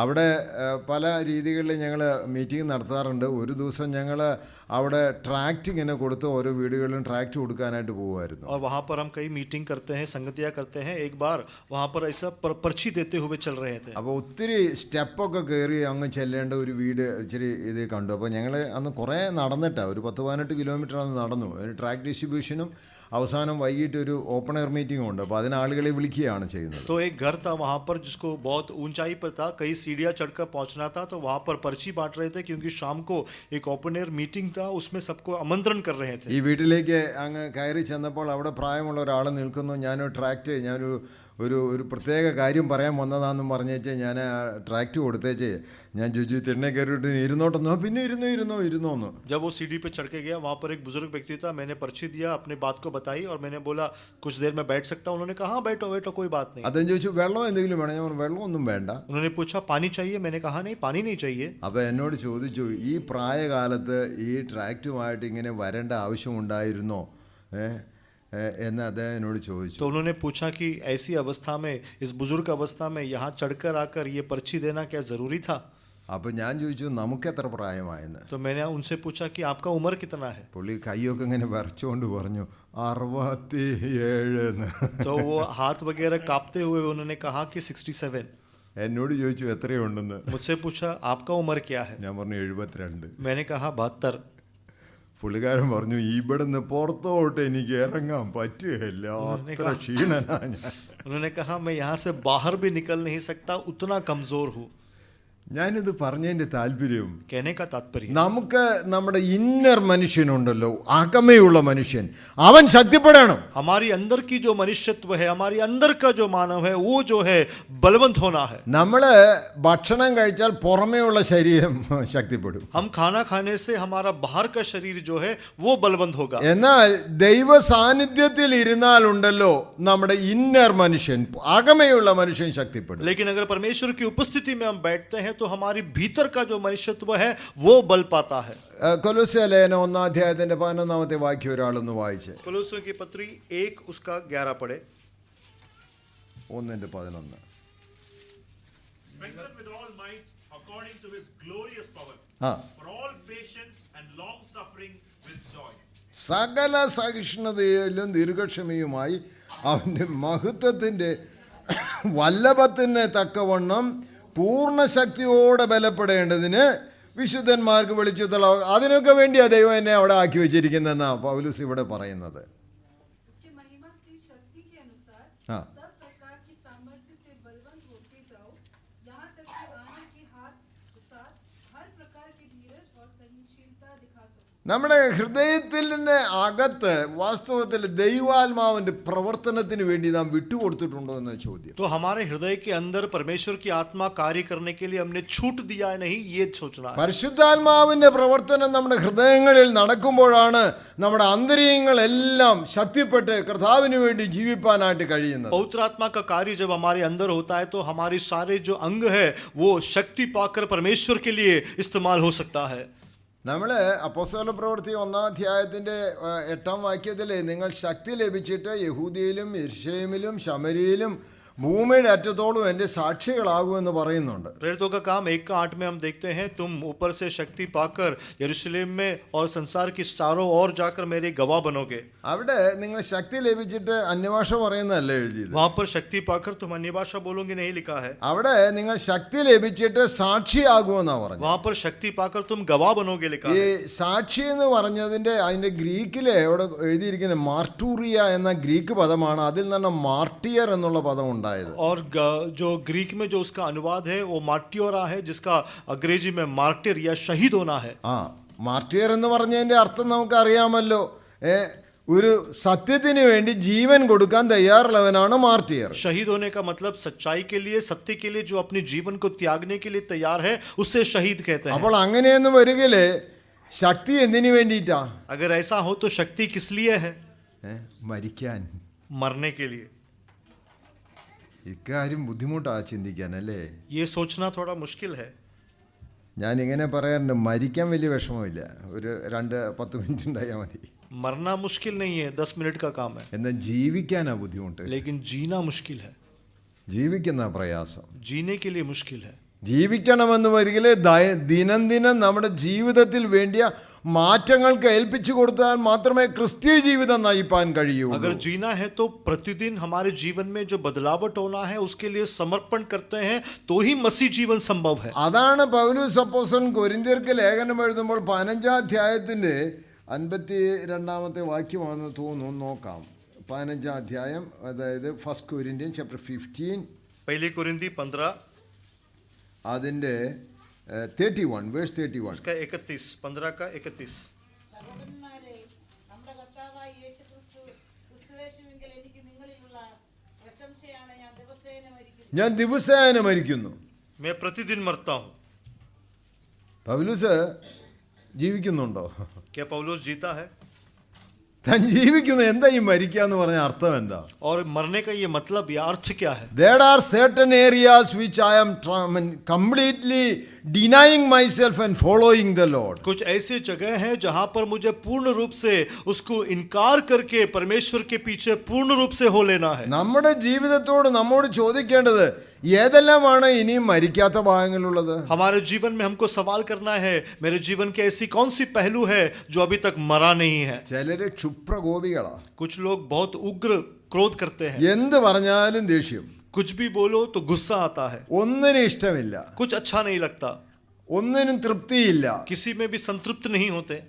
ഇങ്ങനെയുള്ള വ്യക്തിയെ വാസ്തവത്തിൽ വിശ്വാസത്തിലോട്ട് നയിക്കാനും വലിയ ബുദ്ധിമുട്ടാണ്. और ऐसे व्यक्ति को विश्वास में लाना बहुत मुश्किल है. ഞാൻ ഇവിടെ മാനന്തവാടിയിൽ ഒരിക്കൽ ഒരു ബൈബിൾ സ്റ്റഡി നടക്കുന്നു. അപ്പം അവിടെ സാധാരണ വരുന്ന 2 പേരുണ്ട്. ഒരു അപ്പച്ചനും അമ്മച്ചിയും വരുന്നുണ്ട്. मानंदवाड़ी में बाइबल स्टडी होता है. वहाँ पर अधिकतर 2 व्यक्ति आते हैं, एक माता और एक पिता. അപ്പം അമ്മച്ചിയോട് ഞാൻ ചോദിച്ചു, ഇന്ന് അപ്പച്ചൻ കണ്ടില്ലല്ലോ, അമ്മച്ചി മാത്രമാണല്ലോ വന്നതെന്ന്. मैंने उस माँ जी से पूछा कि आज पिताजी नहीं आए, आप अकेले आए हैं. അപ്പോൾ പുള്ളിക്കാരൻ രാവിലെ എങ്ങാണ്ട് പോയി എന്ന് പറഞ്ഞു. तो वो सुबह कहीं चले गए ऐसा बताया. ഒന്നും പറഞ്ഞില്ലേ എന്ന് ചോദിച്ചു. तो मैंने पूछा कुछ बताया नहीं. അപ്പോൾ പറഞ്ഞു, എങ്ങോട്ടാ പോകുന്നതെന്ന് ചോദിച്ചപ്പോൾ എന്നോട് പറഞ്ഞ മറുപടി ഞാൻ പോകുന്നിടത്തോടൊക്കെ എനിക്ക് വരാൻ നോക്കുമെന്ന് ചോദിച്ചിട്ട് അങ്ങ് പോയെന്ന്. तो उन्होंने उत्तर दिया कि मैंने पूछा कहाँ जा रहे हो, तो उन्होंने बताया कि मैं जहाँ जाता हूँ वहाँ तो आ सकती है क्या, ऐसा बोल के निकल गए. എന്നിട്ട് പുള്ളിക്കാരി കുറേ കാര്യങ്ങൾ പറഞ്ഞു. അത് കേട്ടപ്പോൾ എനിക്ക് തോന്നി ഇദ്ദേഹമാണോ ക്രിസ്ത്യ ജീവിതം നയിക്കുന്നയാൾ? और कुछ बातें उन्होंने बताया तो मेरे मन में ये विचार आया क्या ये मसीह जीवन जीने वाले व्यक्ति हैं. നമ്മുടെ ജീവിതത്തിൽ നാം ഏതൊരു സ്വഭാവത്തിന് അടിമയാണെന്ന് ചോദിക്കണം. हमारे जीवन में सवाल करना किस प्रकार के स्वभाव के हम आदी है. Are we ready to change our these kind of habits and say Lord I am thine, O Lord, change me. ऐसे आदतों को हमारे जीवन में बदलने के लिए क्या हम तैयार हैं, और क्या हम कह सकते हैं परमेश्वर मुझे बदलो, मैं तैयार हूँ. ഇത് വാസ്തവത്തിൽ പ്രാർത്ഥിക്കാൻ പറ്റുന്നുണ്ടോ? क्या ऐसा हम प्रार्थना कर पाते हैं? ഇവിടെ പൗലോസ് പറയുന്നത് നിങ്ങളുടെ ഹൃദയത്തിലുള്ള മനുഷ്യനുണ്ടല്ലോ അത് മാറ്റപ്പെടണം. वह प्रेरित पौलुस कहता है कि तुम्हारे हृदय में जो मनुष्यत्व है या അത് भीतर का जो मनुष्य है, वो बदलना है. അത് മാറ്റപ്പെടണമെങ്കിൽ മാത്രമാണ് ഈ ഫുൾനെസ് എക്സ്പീരിയൻസിലോട്ട് വരാൻ കഴിയുള്ളൂ. और वो अगर बदलेगा तो ही इस पूर्णता के अनुभव में तुम आ सकते हो. ഇവിടെ ശരിക്കും പറഞ്ഞാൽ ഇതിനകത്ത് ഇനി ഇച്ചിരിയോടെ വെള്ളം കൊള്ളും. इस बोतल में थोड़ा और पानी आ सकता है, എന്നാൽ ഫുള്ളി നിറഞ്ഞിരിക്കുന്നിടത്ത് വല്ലതും ചെയ്യാൻ പറ്റുമോ? लेकिन अगर पूरा भरा हुआ है तो उसमें कुछ कर सकते हैं. അപ്പോൾ നിറയണമെന്നൊരിക്കലെ ആദ്യമേ വേണ്ടത് എന്നു വെച്ചാൽ ഒരു എംറ്റിനെസ്, അല്ലെങ്കിൽ കർത്താവ് ഇന്ന കാര്യങ്ങളൊക്കെ എനിക്ക് കുറവുണ്ടെന്ന് സമ്മതിച്ചെങ്കിൽ മാത്രമേ നിറയ്ക്കാനായിട്ട് പറ്റുള്ളൂ. तो अगर भरना है तो सबसे पहले खालीपन होना है कि मसीह इन जगहों में मैं खाली हूँ, मुझे तू भर. കർത്താവ് പറഞ്ഞു ആത്മാവിൽ ദരിദ്രരായവർ ഭാഗ്യവാന്മാർ എന്ന്. यीशु मसीह ने कहा धन्य है वो जो आत्मा में दरिद्र है. എന്താ ഈ ദരിദ്രനാകുക എന്ന് പറഞ്ഞതിന്റെ അർത്ഥം എന്താ? दरिद्र होने का मतलब क्या है? ദരിദ്രൻ പറയുന്നത് എനിക്ക് കഴിയില്ല എന്ന് എപ്പോഴും പറയുന്നത്, എൻ്റെ ഇല്ല, എനിക്ക് കഴിയില്ല എന്ന് പറയുന്ന ആളാണ്. जो दरिद्र है या दीन है वो हमेशा क्या कहता है, मुझसे नहीं होगा, मुझसे नहीं बन पड़ता. നമുക്ക് ദൈവസനിൽ ചെന്നിട്ട് കർത്താവേ എനിക്ക് എൻ്റെ കഴിവുകൾ ഒന്നും തന്നെ ഇല്ല, നീ എനിക്ക് സാധിപ്പിക്കുന്നെങ്കിൽ മാത്രമേ ചെയ്യാൻ കഴിയുള്ളൂ. परमेश्वर के पास जाकर मसीह मेरा अपना कुछ नहीं, मेरी कोई क्षमता नहीं, अगर तू मुझे कुछ दे तो ही होगा. കർത്താവിനോട് നമുക്ക് പറയണം, എൻ്റെ ഹൃദയത്തിനകത്തുള്ള കാര്യങ്ങളെ അറിയുന്ന ദൈവമേ നീ എന്നെ ശുദ്ധീകരിക്കണം. मसीह से कहना मेरे हृदय के अंदर की विचारों को जानने वाला परमेश्वर तू मुझे शुद्ध कर. എല്ലാത്തിനും കർത്താവ് പ്രാർത്ഥനയ്ക്ക് ഉത്തരം നൽകിയിട്ട് എല്ലാം റെഡിയായിട്ട് നടത്തുമെന്ന് നിങ്ങൾ ആരും കരുതണ്ട. എന്നോട് തെറ്റിദ്ധരിക്കരുത് കേട്ടോ പറയുന്നതിൽ. सब बातों को परमेश्वर उत्तर देकर तुम्हें तैयार कर चलाएगा, ऐसा विचार नहीं करना, मुझे गलत मत समझो. പൗലോസ് അപ്പോസ്തലൻ കർത്താവിൻ്റെ വേലയിൽ അതിശക്തമായിട്ട് പ്രയോജനപ്പെട്ടയാളാണ്. प्रेरित पौलुस हम जानते हैं परमेश्वर की सेवकाई में सामर्थ्य रूप से इस्तेमाल हुआ. തിമോത്തിയോസിനോട് പറഞ്ഞു നീ എൻ്റെ അനുഗാമിയാകാ എന്ന് പറഞ്ഞു കഷ്ടം സഹിക്കാൻ വന്നോ കേട്ടോ എന്നാ പറഞ്ഞു. तिमुथियुस को कहा कि तू मेरा अनुयायी हो, और उसको कहा कि कष्ट सहने के लिए आना. എന്നിട്ട് കർത്താവിനോട് പറഞ്ഞു കർത്താവ് ഇപ്പം എനിക്കൊരു ആകെപ്പാട്ടൊരു വേദനയുണ്ട്, അത് എന്താ ഏതാണെന്ന് നമുക്ക് അറിയില്ല. അവിടെ എഴുതിയിരിക്കുന്നത് ഞാൻ കർത്താവിനോട് 3 തവണ പ്രാർത്ഥിച്ചു, പറഞ്ഞു എൻ്റെ ശക്തി ബലഹീന തികഞ്ഞു വരും, അത് മതി പൊക്കോളാൻ. और वहाँ लिखा है कि पौलुस ने प्रार्थना किया, 3 बार प्रार्थना किया. ऐसा लिखा है कि मुझ में एक दर्द है और तू मुझे बचा, लेकिन वहाँ पर परमेश्वर उसको उत्तर देते हैं कि मेरा अनुग्रह तेरे लिए काफ़ी है, तू लेके जा. പൗലൂസിന് വേദനയല്ല അതിനപ്പുറം ഉണ്ടായി കാണും. കാരണം 3 തവണ 40 കുറേ അടി കിട്ടിയെന്ന് നമ്മൾ വായിക്കുന്നുണ്ട്. पौलुस को दर्द बहुत ज़्यादा हुआ, और क्योंकि हम देखते हैं 3 मरतबा 40 से कम ऐसे कोड़े खाए हैं. കഴിഞ്ഞ ദിവസം ഞാൻ ബൈജു പാസ്റ്ററോട് ചോദിച്ചു എങ്ങനെയുണ്ട് വേദനയൊക്കെ മാറിയെന്ന്. കാരണം പുള്ളി പറഞ്ഞു പുള്ളിയെ നിലത്ത് കിടത്തിയിട്ടായിരുന്നു BJP അടിച്ചത്. पिछले बार वो बैजू पास्टर को मिला तो मैंने उनको पूछा कि आपका दर्द सब चला गया क्या, क्योंकि बीजेपी वालों ने नीचे लेटा कर उनको मारा था. ആ പുള്ളി പറഞ്ഞു ആ വേദന ഉണ്ടോയെന്ന് ചോദിച്ചാൽ തണുപ്പ് കാലം വരുമ്പോൾ കർത്താവെ സഹായിക്കണേന്ന് പറയുകയും ചെയ്യുന്നുണ്ട്. तो उन्होंने कहा जब जाड़े का समय आता है तो कहता है मसीह मदद करो. ഞാനിത് പറഞ്ഞതിൻ്റെ താല്പര്യം कहने का तात्पर्य പൗലൂസ് അപ്പോസ്തലനെ പ്രാർത്ഥിച്ചിട്ട് പൂർണ്ണ വിടുതൽ കിട്ടിയിട്ടില്ല. पौलुस अपोस्तल ने प्रार्थना किया, लेकिन पूर्ण रूप से छुटकारा नहीं मिला. ഇത്രയും അടിയും കിടിയും ഒക്കെ കിട്ടിയ ആള് ഇനി 12:10 വായിച്ച് 2 കൊരിന്ത്യർ 12:10 പിന്നെ പറയുന്നത് എന്താ? दूसरे कुरिन्ती 12 का 10 पढ़ो. इतना मारपीट सहा हुआ व्यक्ति और क्या बोलता है? दूसरा कुरिन्ती 12 का 10. Therefore I take pleasure ആ in infirmities, Huh. in reproaches, Huh. in need, in persecutions, Huh. in distress, for Christ's sake. ആ For when I am weak, then I am strong. इस कारण मैं मसीह में इस कारण मैं मसीह के लिए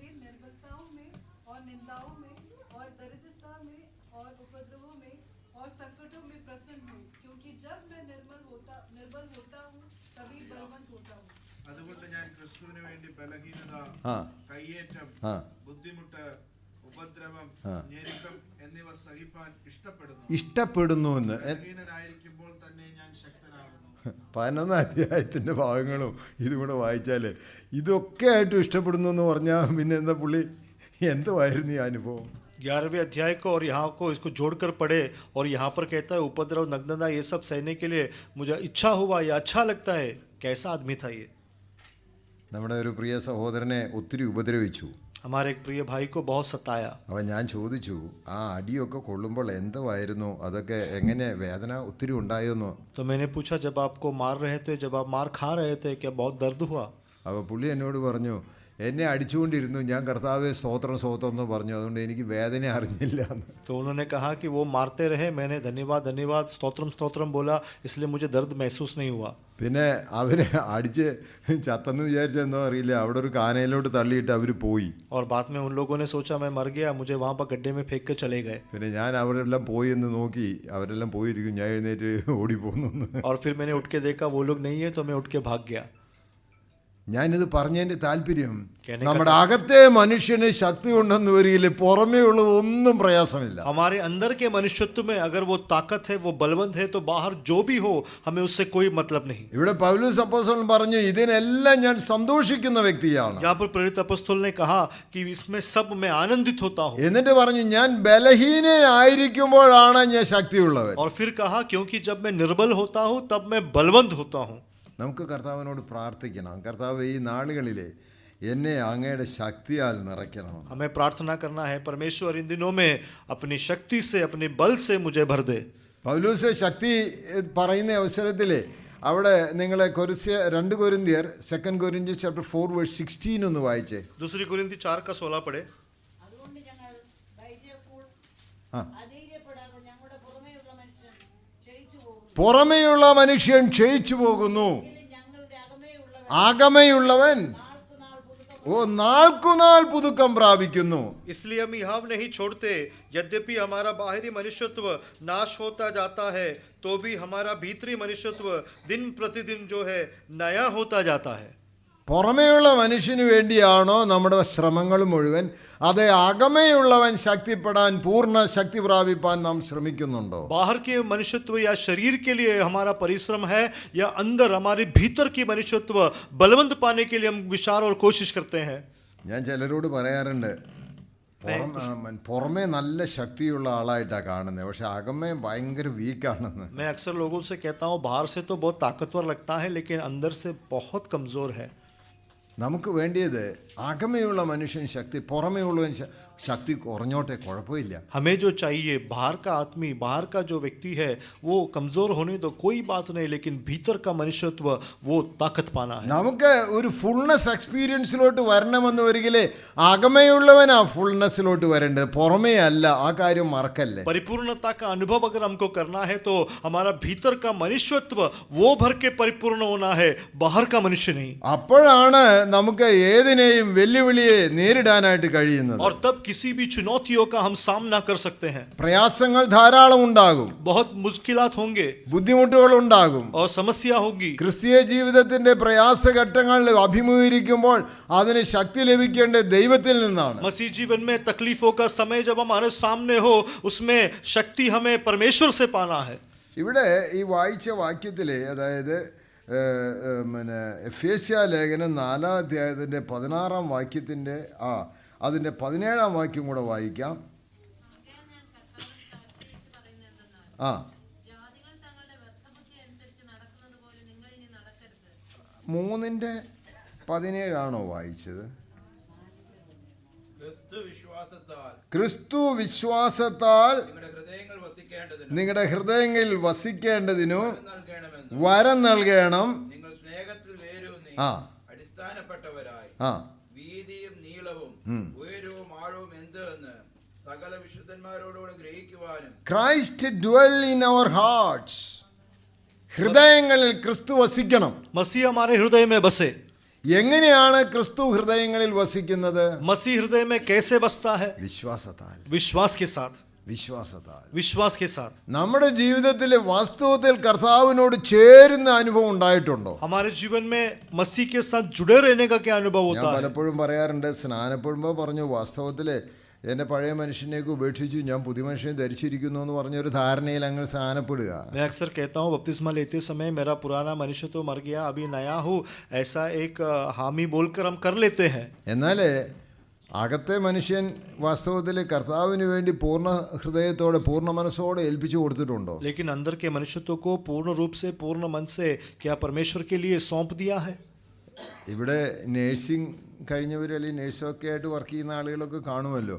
ഒരാൾ മരിച്ചെന്നുള്ള വസ്തുത നമുക്ക് വ്യക്തമായിട്ട് പറയാൻ കഴിയുന്നത് അദ്ദേഹത്തിൻ്റെ, ഞാൻ പറയാതെ നിങ്ങളോട് ചോദിക്കട്ടെ, എങ്ങനെയാണ് ഒരാൾ മരിച്ചെന്ന് നിങ്ങൾ റിപ്പോർട്ട് ചെയ്യുന്നത്? यहाँ नर्स लोग होंगे, मैं उनसे सवाल करता हूँ, एक व्यक्ति मर गया, ये कैसा पुष्टि करते हैं?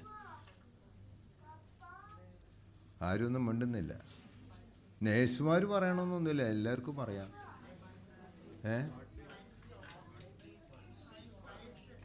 എന്തോ पल्स, പൾസ് നോക്ക്. ആ ब्रीथ.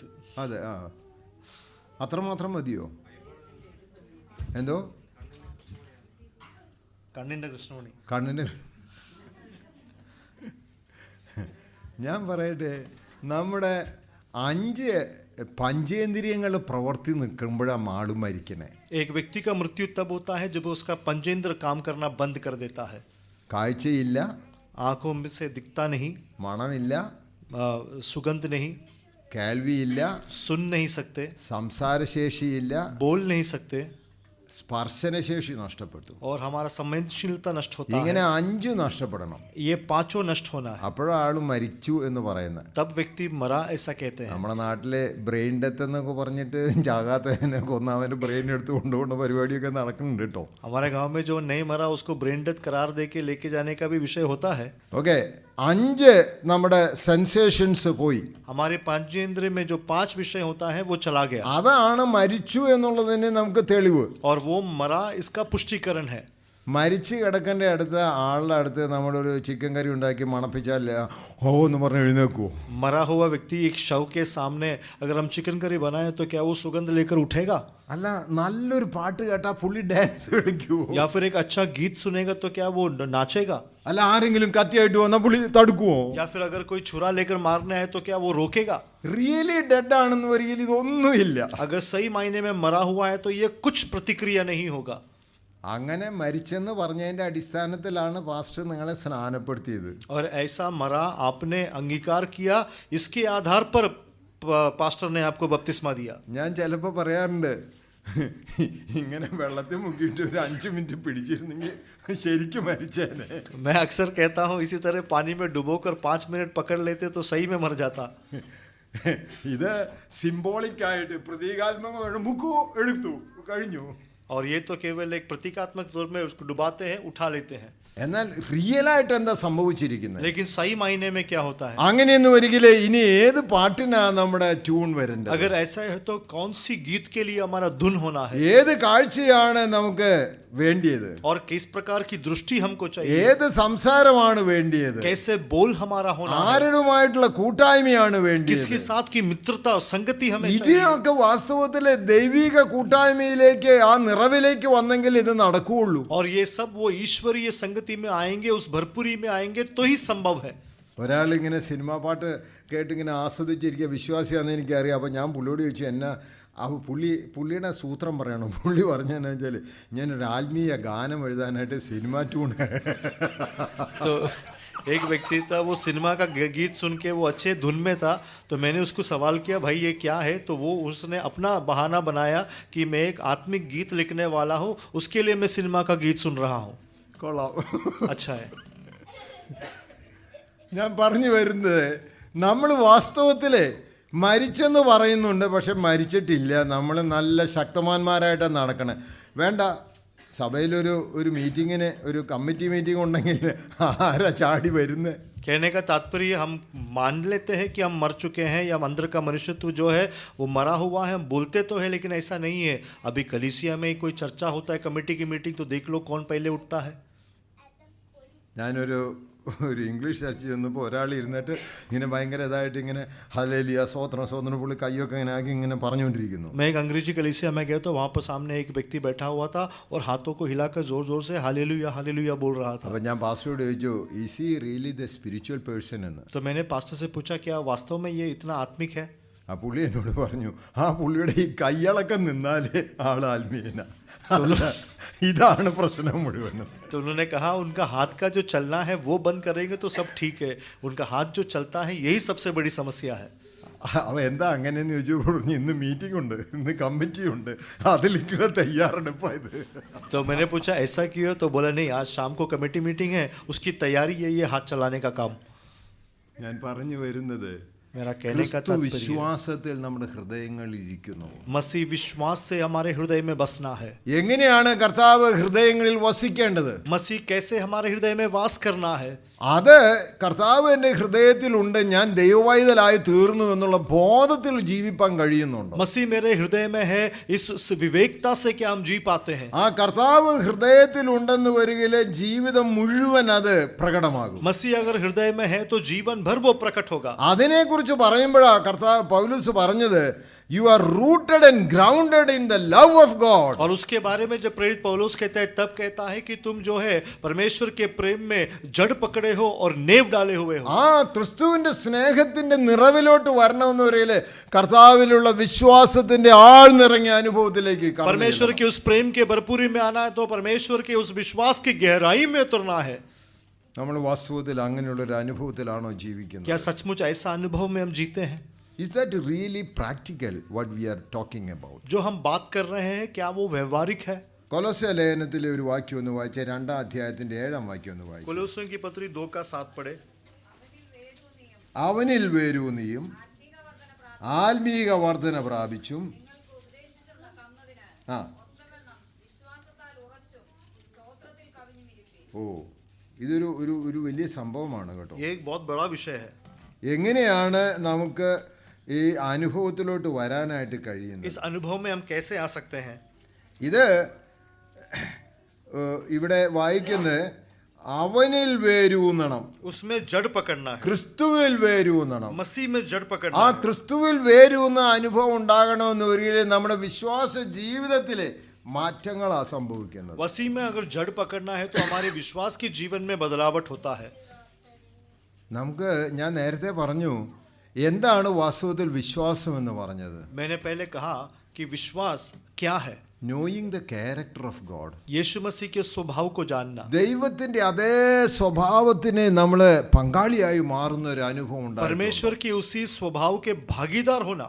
ആ സ്വഭാവത്തിൽ ഉണ്ടെന്ന് വരികിൽ പിന്നെ എങ്ങനെയാ അടുത്ത പെരുമാറ്റം? उस स्वभाव में अगर हम होंगे तो हमारा अगला बर्ताव कैसा होगा? That is my second definition. वो मेरी दूसरी परिभाषा है. Knowing the character of God is the first one, and acting upon the character of God is faith. परमेश्वर की जो व्यक्तित्व को जानना जो है ये पहली परिभाषा है, और जो व्यक्तित्व को जाना है उस पर अमल करना ये दूसरा विषय है.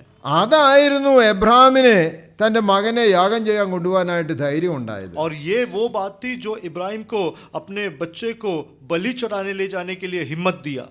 കൊണ്ടുപോകുന്ന അവസരത്തിൽ കാര്യം മനസ്സിലാക്കേണ്ടത്, ദൈവം പറഞ്ഞ എന്താ, നിന്റെ ഏകജാതൻ നീ സ്നേഹിക്കുന്ന മകൻ ഇസാക്ക്. ഇത്രയും കാര്യങ്ങൾ പറഞ്ഞിട്ടാ പറഞ്ഞ അവനെ കൊണ്ട് യാഗം. 3 बातों को कहते हुए कहा, एक जो तेरा इकलौता पुत्र है जिससे तू प्रेम करता है उसे ले जाने को कहा.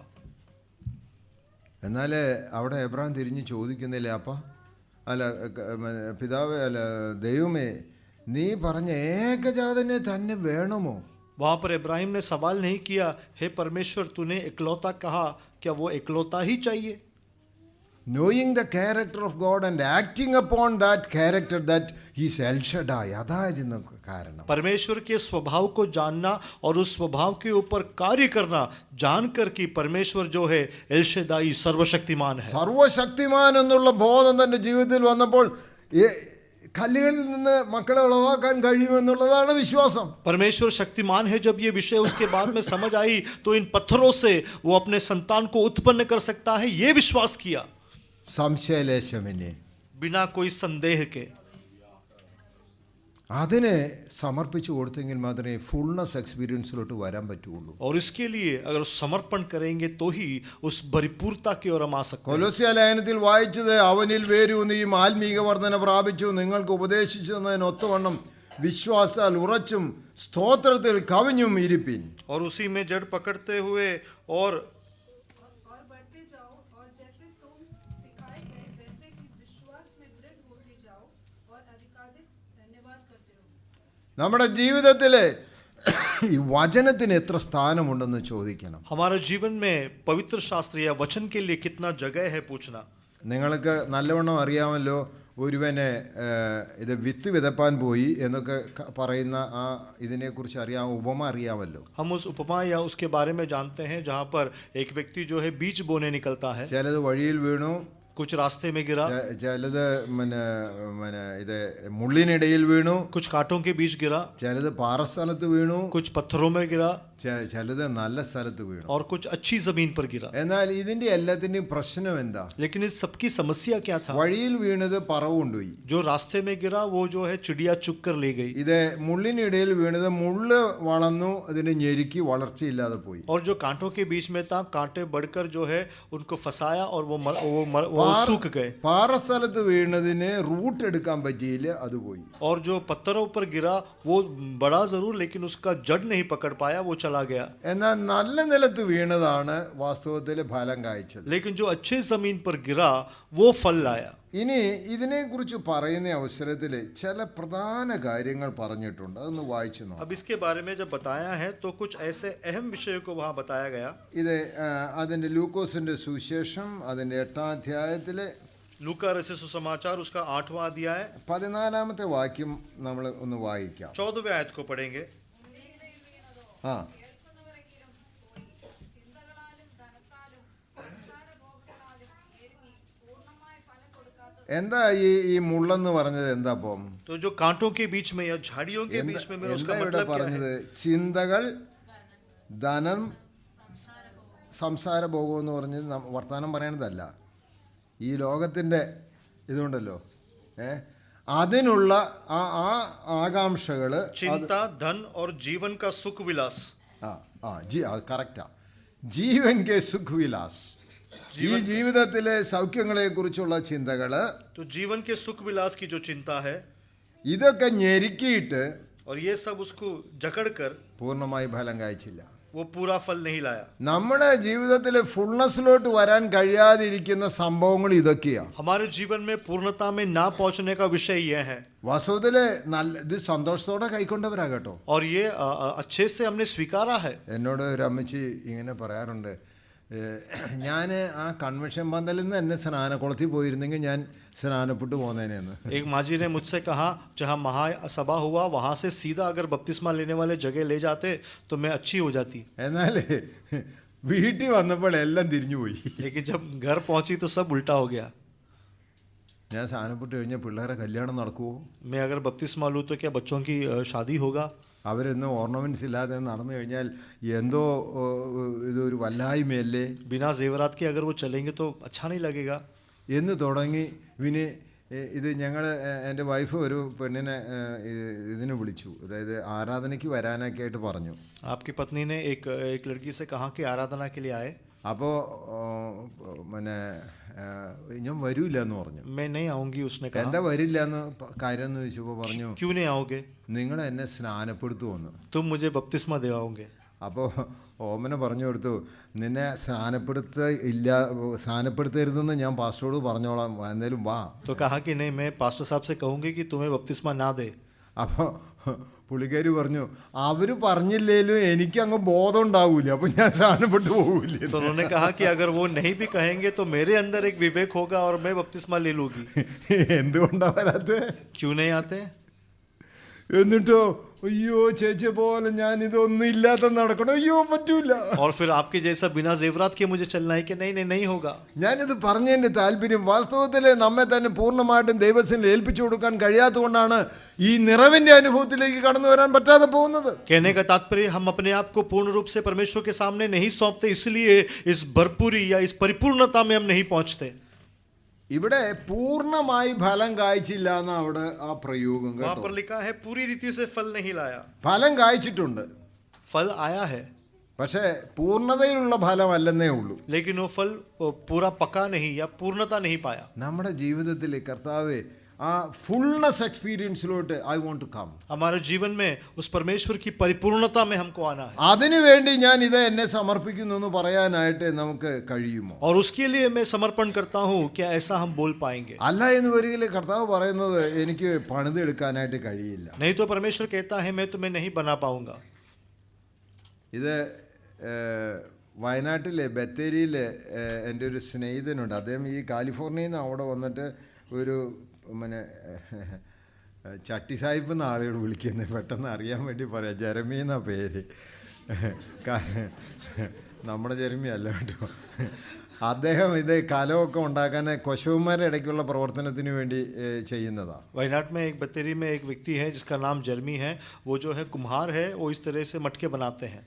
അപ്പോൾ താനെ ഈ ഇവരെയൊക്കെ ഈ പിന്നെ കുശവന്മാരെല്ലാം കൂട്ടി വരുത്തി അവിടെയുള്ള ഇതൊക്കെ നടത്തുക. അപ്പോൾ അതിനകത്ത് കണ്ണ് കാണാത്തൊരു ഗോപിയുണ്ട്. ഗോപിയാണ് പാത്രം ഉണ്ടാക്കുന്നയാൾ. तो वहाँ सारे कुम्हार को उन्होंने इकट्ठा किया और वहाँ पे एक ऐसा व्यक्ति है जो अंधा है और ये बर्तन बनाता है। അപ്പോൾ ഞാൻ ഒരു ദിവസം ചെന്നപ്പോൾ ഗോപി ഇങ്ങനെ വീലിനകത്ത് ചള്ളയൊക്കെ എടുത്ത് പണിതുകൊണ്ടിരിക്കുക. तो मैं जब एक बार वहाँ पर गया तो वहाँ पे मैंने गोपी को देखा, वो उसके चक्र पे काम कर रहा है। എന്നെ അറിയാം ഗോപി. അപ്പോൾ ഞാൻ ചോദിച്ചു ഗോപി എന്തൊക്കെ ഉണ്ടെന്ന് പറഞ്ഞു. അപ്പോൾ പറഞ്ഞു സാറേ ഒരു പാത്രം ഉണ്ടാക്കണമെന്ന് നമ്മുടെ സായിപ്പ് പറഞ്ഞിട്ടുണ്ട്, അത് ഉണ്ടാക്കിക്കൊണ്ടിരിക്കുക. वो मुझे पहचानता है तो मैंने पूछा गोभी क्या कर रहा है? उन्होंने कहा नहीं, साहब ने बोला है कि एक बर्तन बनाना है, उसके काम में लगा हूँ। എന്നിട്ട് പുള്ളി ഇങ്ങനെ തപ്പിപ്പോയിട്ട് ഒരു കുറച്ച് ചളിയെടുത്തു, മണ്ണെടുത്തു. तो वो ऐसे टटोल कर गया, थोड़ा कीचड़ उठाया। എന്നിട്ട് പുള്ളി അതിൽ കുറച്ചുകൂടെ വെള്ളം കൂടെ ചേർത്തിട്ട് ഒന്നുകൂടെ ചളിയാക്കി. और थोड़ा पानी मिलाकर उसको गूंदने लगा।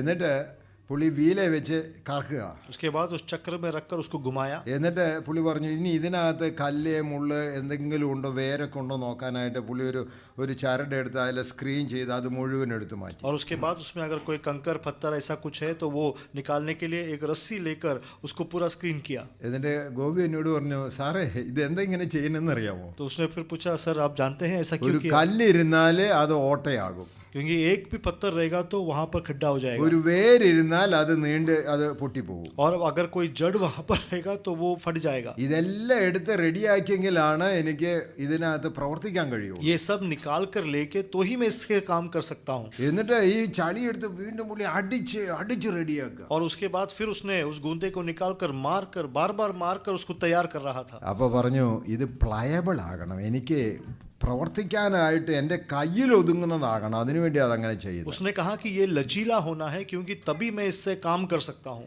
എന്നിട്ട് വീല് തിരിച്ചു. उसके बाद उसने वो चक्र को घुमाया। എന്നിട്ട് പറഞ്ഞു ഒന്നും കാണില്ല, എനിക്കും കാണില്ല.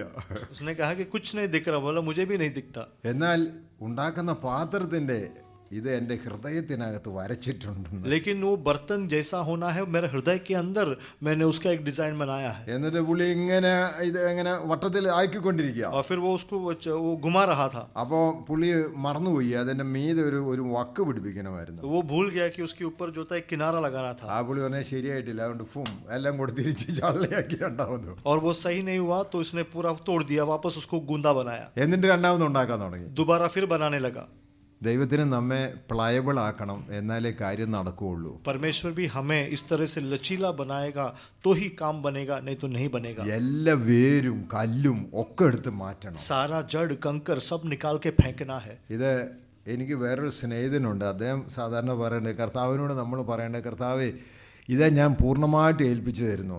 दूसरा एक मित्र ने उन्होंने कहा हमें परमेश्वर से कहना है मसीह मैं पूर्ण रूप से समर्पण करता हूँ। അത് നമ്മുടെ ഒരു ഹിപ്പോക്രസിയാണ്, നമ്മൾ പൂർണ്ണമായിട്ടൊന്നും കൊടുക്കാൻ തയ്യാറില്ല. वो भी हमारा एक कपट है क्योंकि हम कभी भी पूर्ण रूप से सौंपते नहीं हैं। നമ്മൾ പറയുന്നത് കർത്താവെ വേരെടുക്കട്ടെ, അതവിടെ കടന്നോട്ടെ. हम कहते हैं मसीह जड़ मत निकालो, उसे वहां रहने दो। ചെറിയ കല്ലിരുന്നോട്ടെ, അതൊക്കെ നമുക്ക് അഡ്ജസ്റ്റ് ചെയ്യാം. छोटा पत्थर रहने दो, वो हम किसी तरह से एडजस्ट कर लेंगे। നമ്മളെല്ലാം ദൈവത്തോട് പറയുന്നത് ഞാനിത് മാനേജ് ചെയ്തോളാവുന്ന. हम परमेश्वर से कहते हैं ये जो गूंदना है वो सब हम किसी तरह से संभाल लेंगे. കർത്താവ് പറയുന്നതെന്നറിയോ, unless and until I remove all of this one I cannot work on you. Masih क्या कहता है, जब तक ये सब हमसे नहीं निकाला जाएगा मैं तुम पे काम नहीं कर सकता. എഫേസ്യ ലേഖനം 2-10 നമ്മൾ എന്താ വായിച്ചത്? एफेसियों की पत्री 2:10 में हमने क्या पढ़ा? ഒന്ന് വായിച്ചു നോക്കി. 2:10. 2:10 पढ़िए. एफेसियों की पत्री 2:10. നാം അവൻ്റെ കൈപ്പണിയായി സൽപ്രവർത്തികൾക്കായിട്ട് ക്രിസ്തയേശുവിൽ സൃഷ്ടിക്കപ്പെട്ടവരാകുന്നു. അപ്പോൾ ഞാൻ അവിടെ പറയുന്നത് നമ്മളാണ് ദൈവത്തിൻ്റെ മാസ്റ്റർ പീസ്. क्योंकि हम परमेश्वर के मास्टरपीस है. ഇത് ഈ എന്താണ് ഏഞ്ചലോ എന്താ പിന്നെ വലിയ വരയ്ക്കുന്ന ആൾ, അല്ല ഇതൊക്കെ ഉണ്ടാക്കുന്ന ആൾ, മൈക്കൽ ഏഞ്ചലോ, പുള്ളിയുടെ ഒരു പ്രദർശനം ഉണ്ടായിരുന്നു. അപ്പോൾ ഒരാൾ വന്ന് ചോദിച്ചു, what is your masterpiece എന്ന്. माइकल एंजेलो जो एक बहुत बड़ा चित्रकार है, कलाकार है, उसका एक प्रदर्शन लगा हुआ था. तो एक व्यक्ति ने आके पूछा तुम्हारा सबसे उत्तम कला कौन सी है? അപ്പോൾ പുള്ളിക്കാരൻ പറഞ്ഞു, that is going to come next time. उन्होंने कहा वो अगली बार आएगा. അത് ഇതുവരെ ആയിട്ടില്ല, ഇനി വരണതേ ഉള്ളൂ. वो अभी तक नहीं आया, वो बाद में आएगा. ദൈവം പറയുന്നത് എന്നാണെന്നറിയാമോ, ഞാൻ നിങ്ങളെ എൻ്റെ മാസ്റ്റർ പീസ് ആയിട്ടാണ് ഉപയോഗിക്കുന്നത്. परमेश्वर कहता है मैं तुम्हें मेरे मास्टरपीस के जैसे അത് इस्तेमाल എന്തിനു करता വേണ്ടിയാ ഉണ്ടാക്കിയത്? हूं. और किस लिए बनाया? സൽപ്രവർത്തികൾക്കായിട്ട് भले कामों के लिए बनाया. ക്രിസ്തയേശുവിൽ സൃഷ്ടിക്കപ്പെട്ടിരിക്കുക. यीशु मसीह में सृजा गए हो. അപ്പോൾ പൂർണ്ണമായിട്ടും ദൈവത്തിൻ്റെതായിരിക്കാനാ ദൈവം तो താല്പര്യപ്പെടുന്നത്. पूर्ण रूप से परमेश्वर का बना रहना അത് परमेश्वर इच्छा എങ്ങനെയാ करते हैं. നടക്കാനായിട്ട് പോകുന്നത്? वो कैसे पूरा होगा? ഈ വചനം നമ്മൾ ക്രിയ ചെയ്യുമ്പോൾ. ये वचन जब हमारे अंदर कार्य करेगा. കൊലോസ്യ ലേഖനം 1-10 ഒന്ന് വായിച്ച്. कोलोसियों की पत्री 1:10 पढ़े. കൊലോസ്യ ലേഖനം 1:10. പൂർണ്ണ പ്രസാദത്തിനായ കർത്താവിന് യോഗ്യമാവണ്ണം നടന്ന് ആ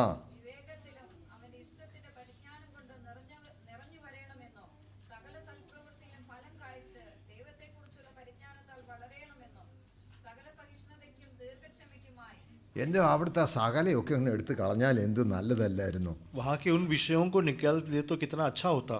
ഇത് സകല സഹിഷ്ണുത, सारी सहनशीलता, ഇത് സകലവിധ പരിജ്ഞാനം, धीरज, സകല സൽപ്രവൃത്തി. सारे भले काम, അയ്യോ, ഇങ്ങനെയുള്ളത് എല്ലാത്തിലും തെരഞ്ഞു വരണം. ये सब में हमें पूर्ण होना है. ഞാൻ സാധാരണ സ്റ്റുഡൻസിനോടൊക്കെ പറയുന്ന ഒരു കാര്യമുണ്ട്. ഈ ചിലർ പഠിക്കാനായിട്ട് വരും. मैं अक्सर अपने छात्रों को कहता हूँ, कुछ लोग पढ़ने के लिए आते हैं 2-3 മാസം കഴിയുമ്പോഴേക്കും പറയും മതി ഞാൻ പോവുക. और 2-3 महीने के बाद कहते हैं नहीं बस मैं जा रहा हूँ. അപ്പോൾ എന്താ കാരണം എന്ന് വെച്ചാൽ ഞാൻ പറയും, അതിന് എനിക്ക് ഉദാഹരണം എന്നാന്ന് വെച്ചാൽ, ഒരിക്കൽ ഈ നമ്മുടെ മോഡേൺ ബ്രെഡൊന്നും അത്ര കെട്ടിയിട്ടൊന്നും അല്ലല്ലോ കൊണ്ടുപോകണം, അങ്ങനെ പെട്ടിക്കകത്ത് ഒരു ലോറി കൊണ്ടുപോയിരുന്നു. क्योंकि उसका उदाहरण जो बताता हूँ, जो मॉडर्न जो ब्रेड वगैरह होते हैं वो पैकेट में नहीं आता, वो इसी तरह खुला ले जाया करते हैं. അതിങ്ങനെ ലോറിയിൽ കൊണ്ടുപോകുമ്പോൾ തെള്ളി ഒരെണ്ണം താഴോട്ട് വീണു. और लॉरी में लेके जाते समय एक बाहर गिर गया. അപ്പോൾ ആരും ഇല്ലെന്ന് കണ്ടപ്പോൾ ഒരു പട്ടി വന്നിട്ട് അതേ കടിച്ചു. तो कोई नहीं है देखकर एक कुत्ता आकर उसको काट लिया. കടിച്ചു പറിച്ച് അതിൻ്റെ കവർ തുറന്നിട്ട് ഒരു കഷ്ണം, ഒരു ശകലം കടിച്ചു. और वो सब उसने किसी तरह से उसका कवर को फाड़कर उसे एक छोटा सा टुकड़ा खाया. നല്ല ടേസ്റ്റ്. अच्छा टेस्ट ആ था. നേരത്തെ വേറൊരാൾ സൈക്കിളിൽ വരുന്നു അതുവഴി. उस समय दूसरा एक व्यक्ति साइकिल में आ रहा था ഇത് കണ്ടോടുകൂടി പട്ടി ഓടിപ്പോയി. और ये देखकर वो कुत्ता भाग गया. എന്നാലും മണം ഇത് വിട്ടിട്ടില്ലാത്തതുകൊണ്ട് വീണ്ടും വന്ന് നോക്കി. लेकिन क्योंकि उसने उसका वो सुगंध नहीं छोड़ा था, वो फिर आकर वहां खोजा. ആ വന്ന സൈക്കിളിൽ വന്ന പുള്ളി അതെടുത്തോണ്ട് പോയി. वो साइकिल में जो आया था वो उठाकर ले गया.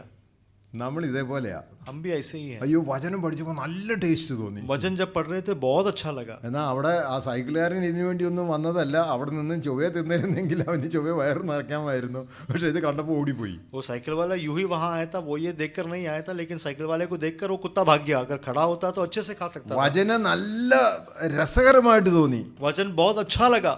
പക്ഷേ പ്രായോഗികമായിട്ട് വരുന്ന ദിവസം അയ്യോ ഉടനെ ഓടിപ്പോയി. लेकिन व्यवहारिक तौर पर जब आने का समय आता है दौड़ जाता है वहां से. നമ്മുടെ ജീവിതത്തിൽ നമ്മോട് ചോദിക്കേണ്ടത്, ഈ വചനം നമ്മുടെ ഹൃദയത്തിലാകുക മാത്രമല്ല, ജീവിതത്തിൽ പ്രായോഗിക തലത്തിൽ വരുമ്പോഴാണ് ഇതിൻ്റെ അഭിരുചി നമുക്ക് മനസ്സിലാക്കാൻ. हमारे जीवन में हमको समझना है वचन का केवल ज्ञान नहीं, लेकिन वो वचन हमारे जीवन में जब व्यवहारिक होता है तब उसकी रुचि या उसका स्वाद हमें पता चलता है. അപ്പോഴാണ് സകലവിധമാകുന്ന താഴ്മയോടും വിനയത്തോടും അനുസരണത്തോടും ദൈവത്തെ അനുഗമിപ്പാനായിട്ട് तब കഴിയും. सारी नम्रता से, दीनता से हम परमेश्वर के पीछे हो सकते हैं. എന്ത് തന്നെ വന്നാലും വേണ്ടിയില്ല, ക്രിസ്തുവിന്റെ സ്നേഹത്തിൽ നിന്ന് മാറ്റി നിർത്തുവാൻ കഴിയില്ല എന്ന് നിറവുള്ള പൗലോസ് അപ്പോസ്തലൻ വിളിച്ചു जो പറയുന്നു. कुछ भी हो जाए, परमेश्वर के प्रेम से मुझे कुछ अलग नहीं कर सकता, ऐसे परमेश्वर का भरपूरी को पाया हुआ प्रेरित पौलुस ने बोला.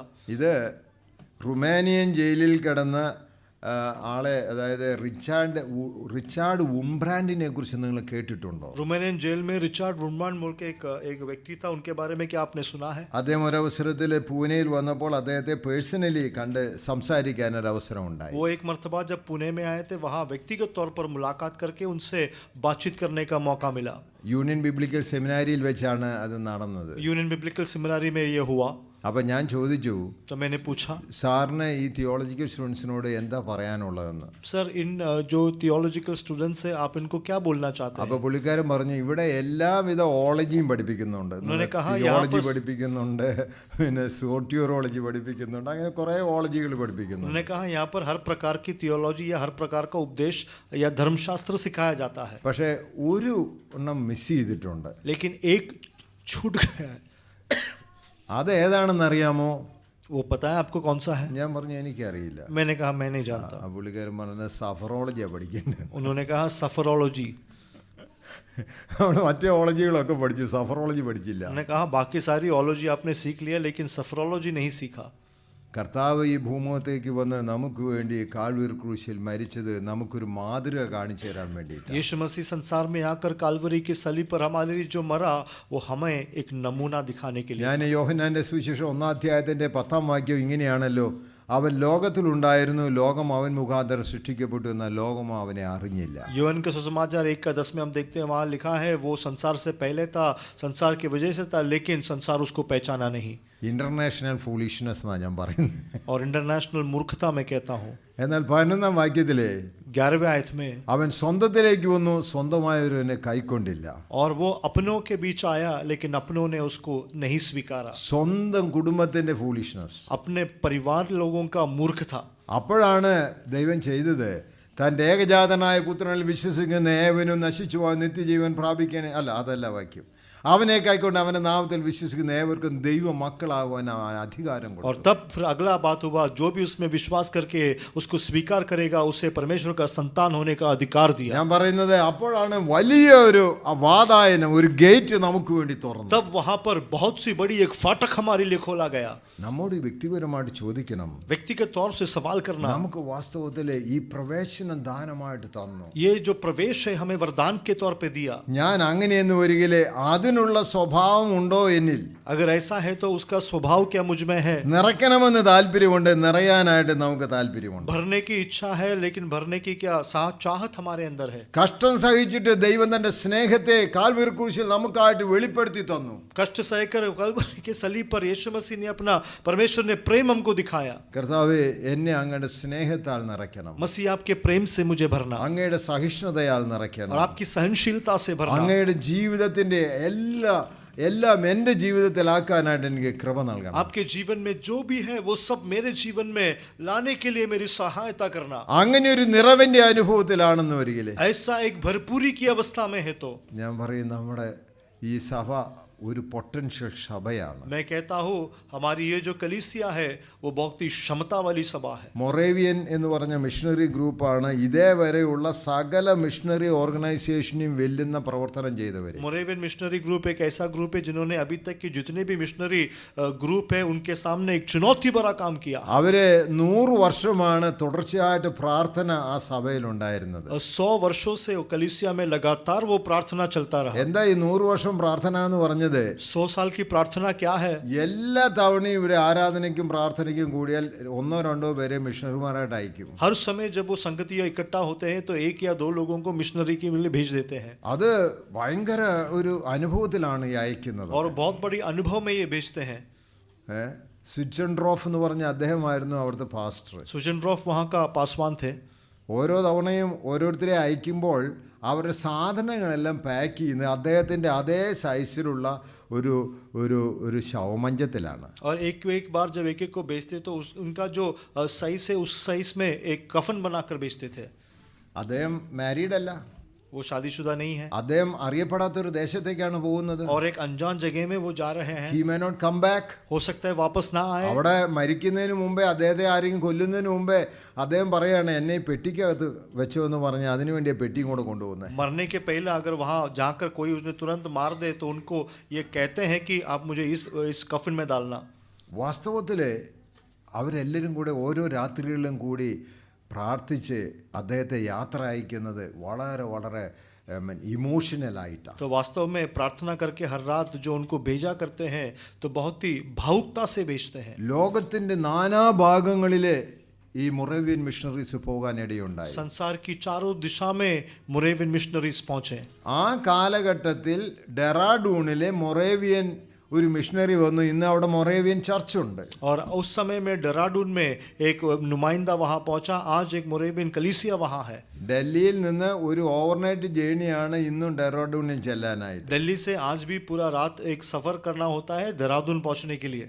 ഡൽഹിയിൽ എങ്ങനെ എത്തിയെന്ന് അറിയില്ല. അദ്ദേഹം നടന്നിട്ടായിരിക്കും, അല്ലാണ്ട് അന്ന് വാഹനമൊന്നുമില്ല ഡെറാഡൂണിൽ പോയിരിക്കുന്നത്. दिल्ली में कहाँ कैसे पहुंचे नहीं पता, और उस समय तो गाड़ी कुछ नहीं था, वो चलकर गए होंगे. ജർമ്മനിയിൽ നിന്ന് വന്നിട്ട് ഇവിടുത്തെ ഭാഷ പഠിച്ച് ഇവിടെയുള്ളവരോട് സുവിശേഷം പറഞ്ഞ് അയ്യോ എങ്ങനെയാ അത് നടക്കുന്നത്? जर्मनी से आकर यहाँ की भाषा सीखकर यहाँ सुसमाचार की सेवकाई करते हैं. कैसा किया?